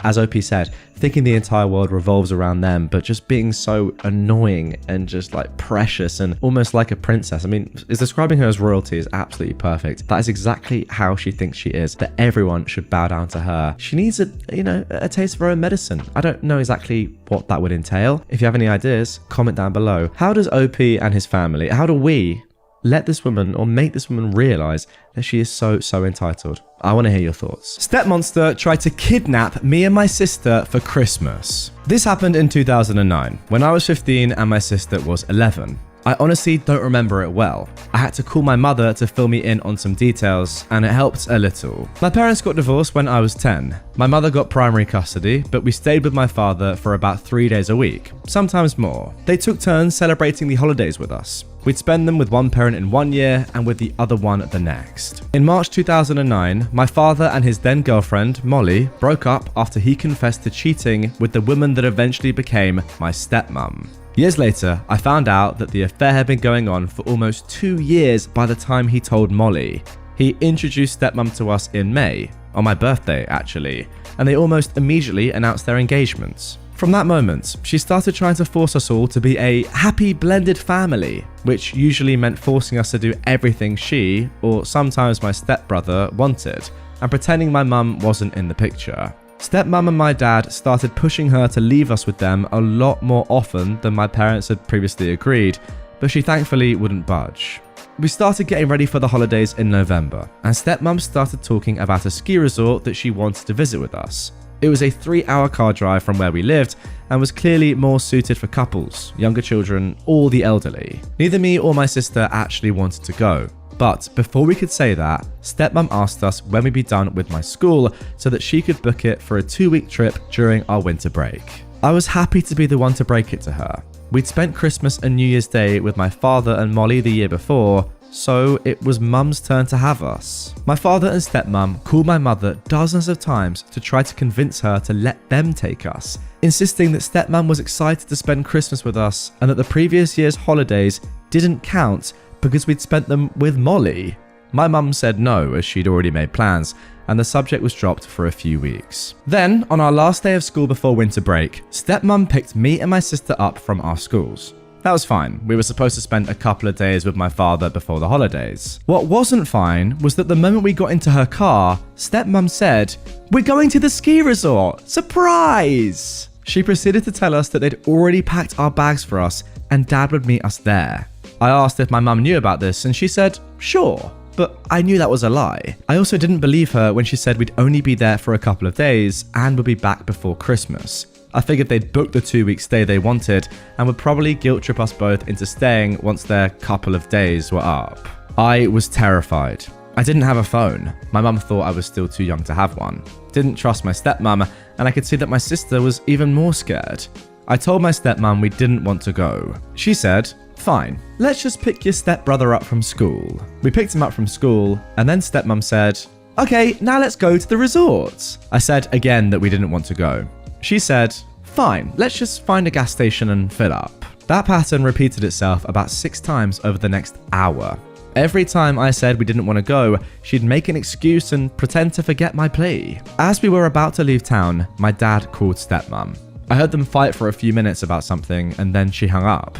My stepbrother asked her what happened, but she didn't answer. Then she said, I'm taking you kids to your mum's. She turned the car around and took us home. When we got there, my mum pulled us out of the car and screamed at my stepmom to leave, which she did. Mum was hugging us and bawling as if she hadn't seen us in years. She didn't tell me the full story until a few days later. Basically, my mum called my dad in panic because he'd never told her we'd gotten home, which he always did whenever he picked us up from school. He was hoping she wouldn't call until we were already at the resort. My father knew that lying would do more harm than good, so he told her their plans. He tried to spin it around as something my sister wanted, but my mother didn't buy it. She told him that if stepmom didn't take us back to her place, she'd call the police. My father and stepmom took my stepbrother to the resort. For a few months after, they bragged about all the fun they had and all the things that me and my sister had missed. My stepbrother later confided in me that he actually hated it. He barely saw his mum while they were there, and he spent Christmas mostly alone in their room. Stepmom called us both selfish for trying to ruin their holidays. My sister actually felt guilty for a while, and I had to reassure her. My mum didn't call the cops or press charges. At the time, she didn't know if what stepmom did would qualify as a crime or if they'd actually help. She also feared that that would ruin our relationship with my father, with whom she was still trying to stay on amicable terms. Years later, she told me she regretted not calling anyone. And that's the story of how I got my first phone. For some reason, I really hate this story, so much that I avoid talking about it. This text was actually in my notes for almost a week. It's far from the worst thing my stepmom has ever done, but it still angers me. I admit that writing it all down did help a little though. Wow, what a mental start to the episode. I don't know the laws here. And guys, if you do know the laws and the legalities of this, please do get in the comments down below and help me out. But surely this must be illegal, right? It must go down to custodian laws or something. If you have an agreement put in place contractually with your ex or the person that you were, with when you had this child and then you're now split up from, then you can't just go against that. I don't see how you can do that. That has to be illegal. It literally has to be. Otherwise, what's the point in custody ever? Now, I kind of get what your mum's saying. Maybe she didn't realize exactly what would happen or if the police would listen. But yeah, there has to be some repercussions to doing this. You can't just say, you know what? I don't care that my now husband had a different wife or different girlfriend last year. I don't care about that. I'm now going to have his kids for this Christmas and going to steal them away from their mum for 2 weeks. I just don't see how that can be legal. Let me know down below. Nonetheless, it's extremely immoral. That's clear. And yeah, I now see why you call this woman Step Monster. Now for our second entitled parent story of this episode. My toddler's shoes don't match his underwear? Heresy. So, I've said in a few previous posts that I used to work in childcare, and as such, have a few good stories. This happened a few years ago, and so some details are foggy, but I'll do my best to get the important bits across clearly. The childcare centre I worked at was divided into 2 floors, infants and toddlers downstairs, and 3-year-olds and up upstairs. I was working downstairs in the toddler room when I met the entitled parents of this story. To set the stage, their childcare was subsidised, meaning that the state paid for most, if not all of it. I also knew through conversation that their housing was also subsidised. They were on food stamps, etc, etc. Basically, if there was a financial aid system active in the state, they weren't receiving it. I don't say this to disparage anyone who needs those services, but to point out the absurdity of their lifestyle. They drove a Mercedes and a BMW, both new. They wore gold and precious stones, expensive clothes, never the same outfit twice, always had fresh haircuts, and the entitled mum in particular took great pride in her long, gaudy nails. I'm not sure how they could afford all of these luxuries and still qualify for government-assisted everything, considering they were both unemployed. I suspect the entitled dad dealt illicit substances, but since I lack concrete evidence, I won't get into that. Apparently, they wanted these traits to rub off on their son, who we'll call Adam. As a 2-year-old, Adam wore brand name clothes, new outfits every day, had professionally styled buzz cuts, and diamond studs in his ears. The earliest story of insanity I can recall from these people was only a few days after their care started. We asked parents to have a few spare changes of clothes for our younger kids, who on occasion needed them for obvious reasons. This entitled mum was happy to oblige with several full outfits, not just pants, shirts, socks and underwear mind you, full outfits. Pants, shirts, socks, underwear, belts, shoes, hats, accessories.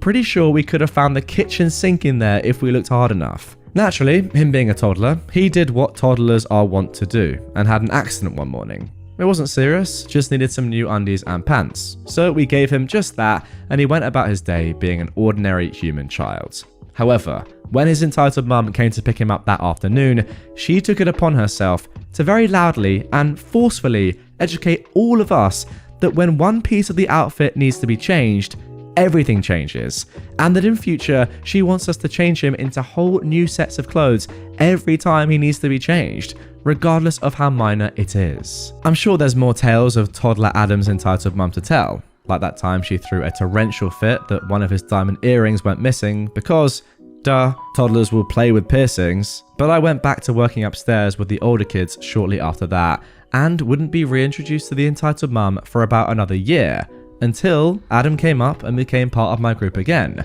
and things went from mildly annoying to just kind of sad. The first thing we repeatedly tried to bring to their attention were issues with Adam's sight. He had at least one lazy eye, and it was pretty severe. During each of his yearly vision screenings, held at the centre for all the kids, the nurse would always recommend that he be taken to an optometrist, as the problem could be corrected since he was still young. But no, my son ain't wearing no glasses was all we ever got out of the entitled mum when we broached the issue.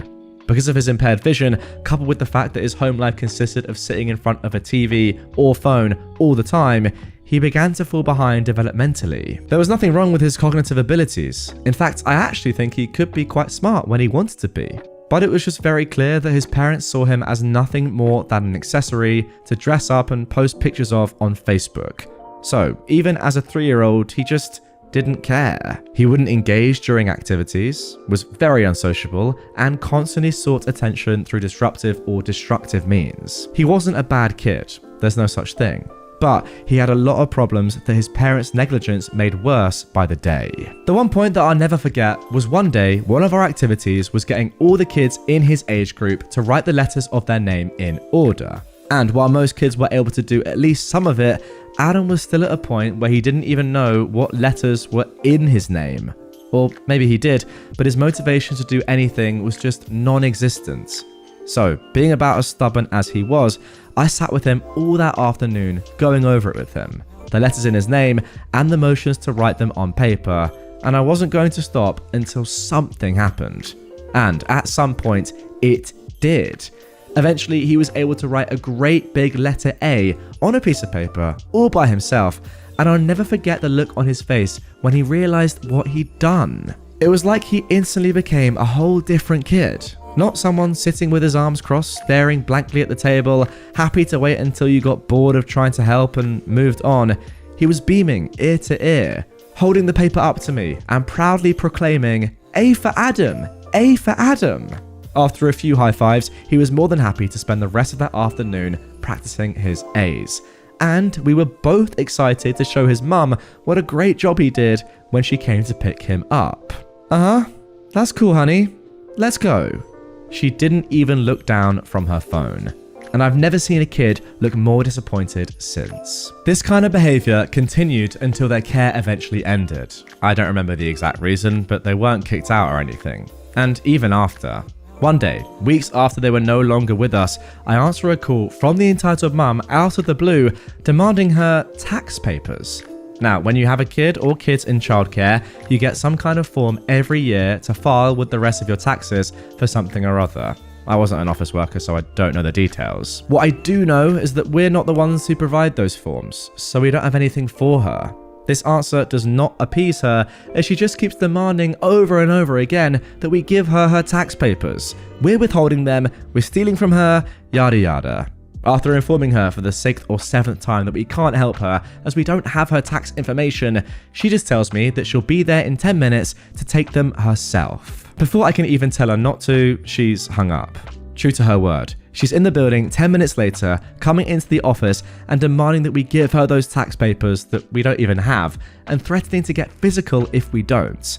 Having had enough of her malarkey, I tell her flat out that she's no longer enrolled at this centre and has no business on the premise, and it's not until I'm dialing 911 that she finally leaves. I call the non-emergency line anyway to report what happened, just to be safe though. Yeah, so anyway, she was arrested for robbery and assault yesterday, so that's why I thought I'd share a few stories. Sorry, what? You can't just come along out of nowhere and just say that at the end. I mean, yeah, she was a pretty crazy mother this entire time, but I thought she was just entitled. I didn't think she was actually going to get arrested. What? Goodness me. I mean, look, a truly terrible person, it's pretty clear to see, but yeah, just didn't expect that ending. I've got to say, I really just feel so bad for the kid. Like, it's not his fault that he's been so badly treated, and his parents, or at least clearly his mum's lack of enthusiasm for his life in general, outside of literally just being a doll, as you said, OP, is just so sad. As you said, it's just an incredibly sad story. That one moment where he saw joy in learning for the first time, writing that A out after you had to toil and work hard to even get him to write the letter A at that age, was so nice to see. But yeah, all taken away by the negligence of an entitled parent. Entitled mum wanted my baby to trap her boyfriend. I've been sitting on this one for a while, and it was the tipping point that led to me going no contact with my entitled mum. A few years ago, after dropping out of college and having to move back in with my entitled mum, financial reasons stemming from my mother, I found out I was pregnant.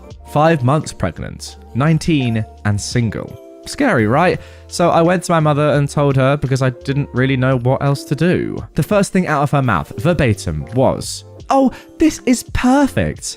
Can I have it?" Obviously, I thought I heard her wrong, or that she was just screwing with me because, what?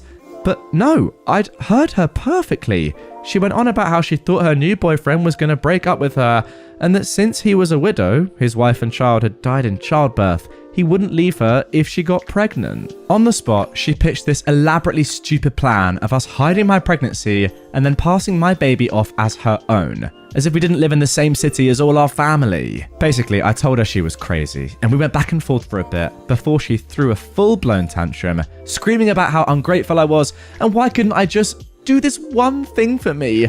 And she stormed off and locked herself in her room, where she promptly went on her phone and aired out my entire situation on Facebook. Well, within the hour, both sides of my family knew. My father, equally an entitled jerk but separated from my mother, showed up with his girlfriend at my door and informed me that they'd already set up an appointment for the following week with a local adoption agency, and that they knew I'd do the right thing, which I did by packing my stuff and couch hopping with friends for a bit until I got on my feet. This honestly wasn't the worst thing my entitled mum has ever done to me, but it was definitely the turning point to realizing I didn't want or trust her around myself or my child.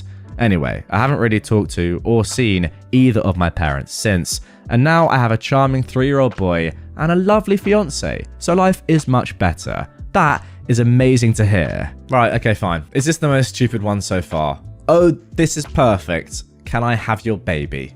How about no, but for $1 million, yes. Now that didn't actually come into part of this story, but my question to you, OP, is for $1 million, would you have sold your baby? That has got to be tempting. I know I'd be tempted. In all seriousness, this is a weird story. I don't really know what your mum was actually thinking of this entire time. Do they want you to give your baby up so they could adopt it? I don't really understand what's going on. Like, both your parents are just mental. And overall, it's just great that you got out of there. As you can tell, I'm still quite confused. This honestly wasn't the worst thing my entitled mum has ever done to me. Right, so what's she done then? Apart from trying to steal your baby. Things are worse than that? I don't even want to know. I'm joking. I do. Make another post, please, OP.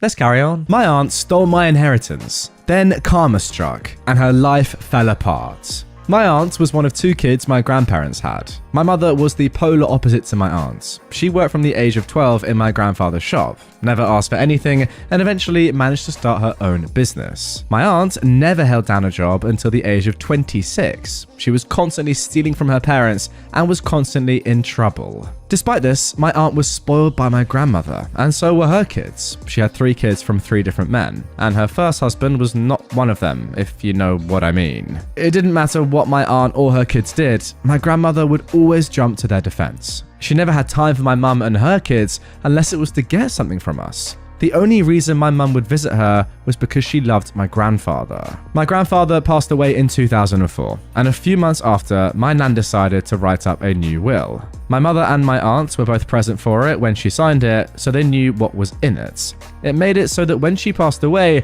her home would be sold, and the money split 25% each to my mum and aunt, and the remaining 50% would go evenly to the grandkids. At the time, the home was worth more than £500,000, so it would be a nice little inheritance, but nothing life-changing. In 2010, my mum died after an accident and did not have a current will in place. As she no longer had her business and was renting a house, she didn't have anything of much monetary value. The only thing she was concerned about was what would be done at her funeral should she pass away, but she told me everything she wanted. The music, the flowers, the coffin colour, and even what people were to wear at the funeral. She wanted people to wear bright, warm colours. So when she passed, my aunt and Nan took over all the arrangements and tried to undo all the things I'd told them. The songs were going to be songs I knew Mum didn't like. The flowers were all the wrong colours, and they picked a hideous coffin. With the help of my siblings, we were able to change a few of the things back to what they were supposed to be. But the coffin couldn't be changed for some reason, and my Nan refused to let people come dressed as clowns, so it was all black. It was frustrating. After the funeral, my Nan had her will changed. My siblings and I were told by our aunt that she didn't have any involvement with the writing of the will, and our Nan told us that she changed it so that Mum's share would go to her kids instead. All good, we thought. After Mum passed away, my Nan just stopped talking about my mum. At first, we thought it was because she was still recovering from losing her daughter, but even 5 years after Mum passed, she still wouldn't talk about her. Even if you brought up a story about my mum, Nan would very obviously try and change the subject, usually about how hard my aunt and her trashy kids had it.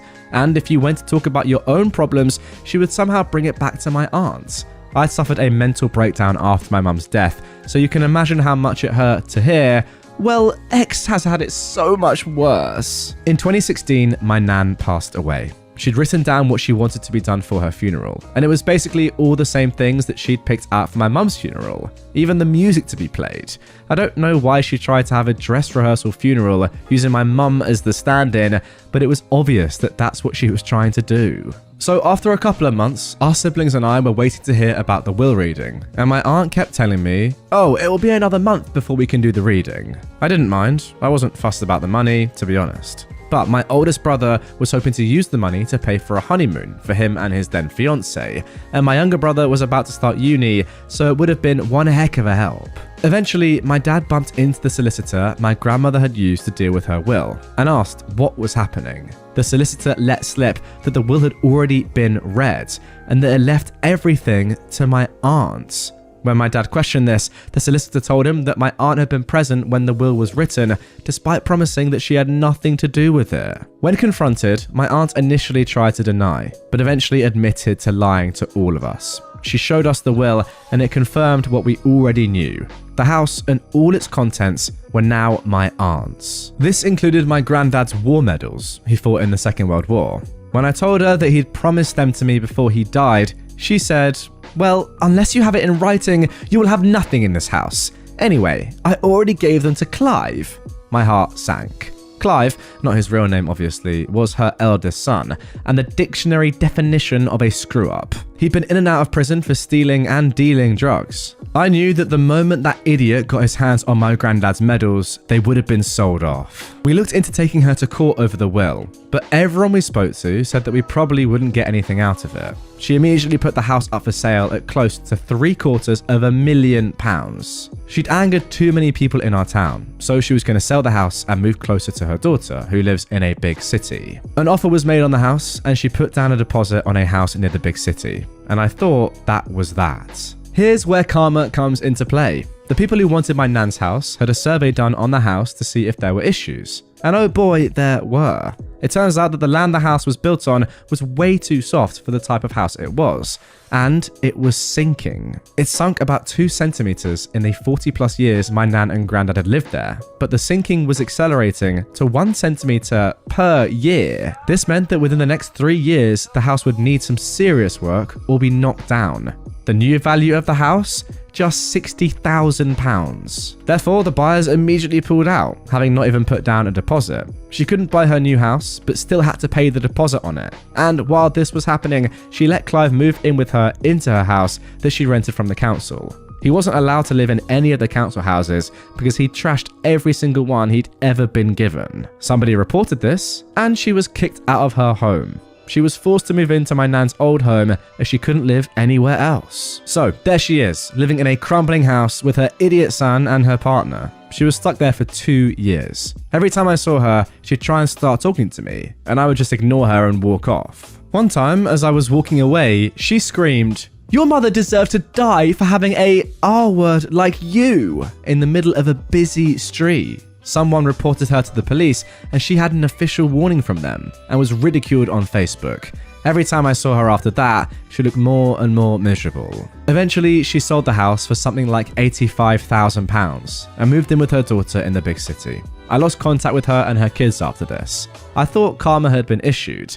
Oh, but karma still wasn't done with her. I bumped into one of her former friends, and she told me what happened after she left our town. She moved into her daughter's home, let's call her Sue, but they only had a 3-bedroom house and 3 kids. My aunt and her partner had to live in the smallest room in the house, while my aunt looked for a job and a home to rent. Even with £85,000 cash, she couldn't afford a home anywhere. After about a month, my aunt's partner ran off after emptying her accounts. She was left stranded in Sue's house, not contributing anything because all the money she makes goes into bingo.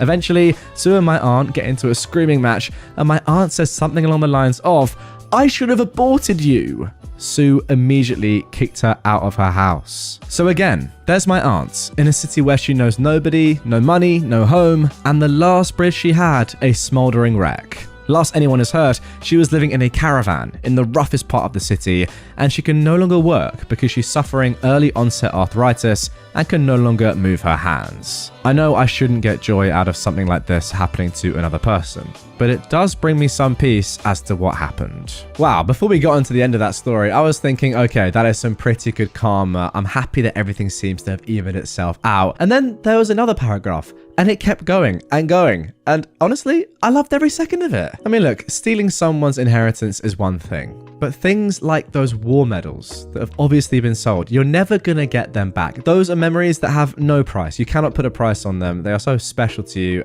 and they've gone.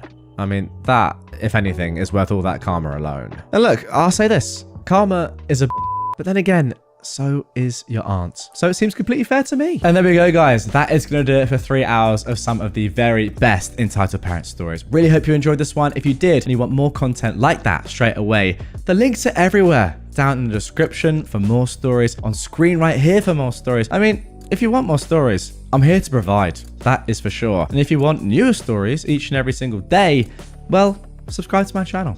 Follow, turn notifications on, because then you'll be notified whenever I post a new set of stories every day. But that being said, I'll see you tomorrow. Have a good one.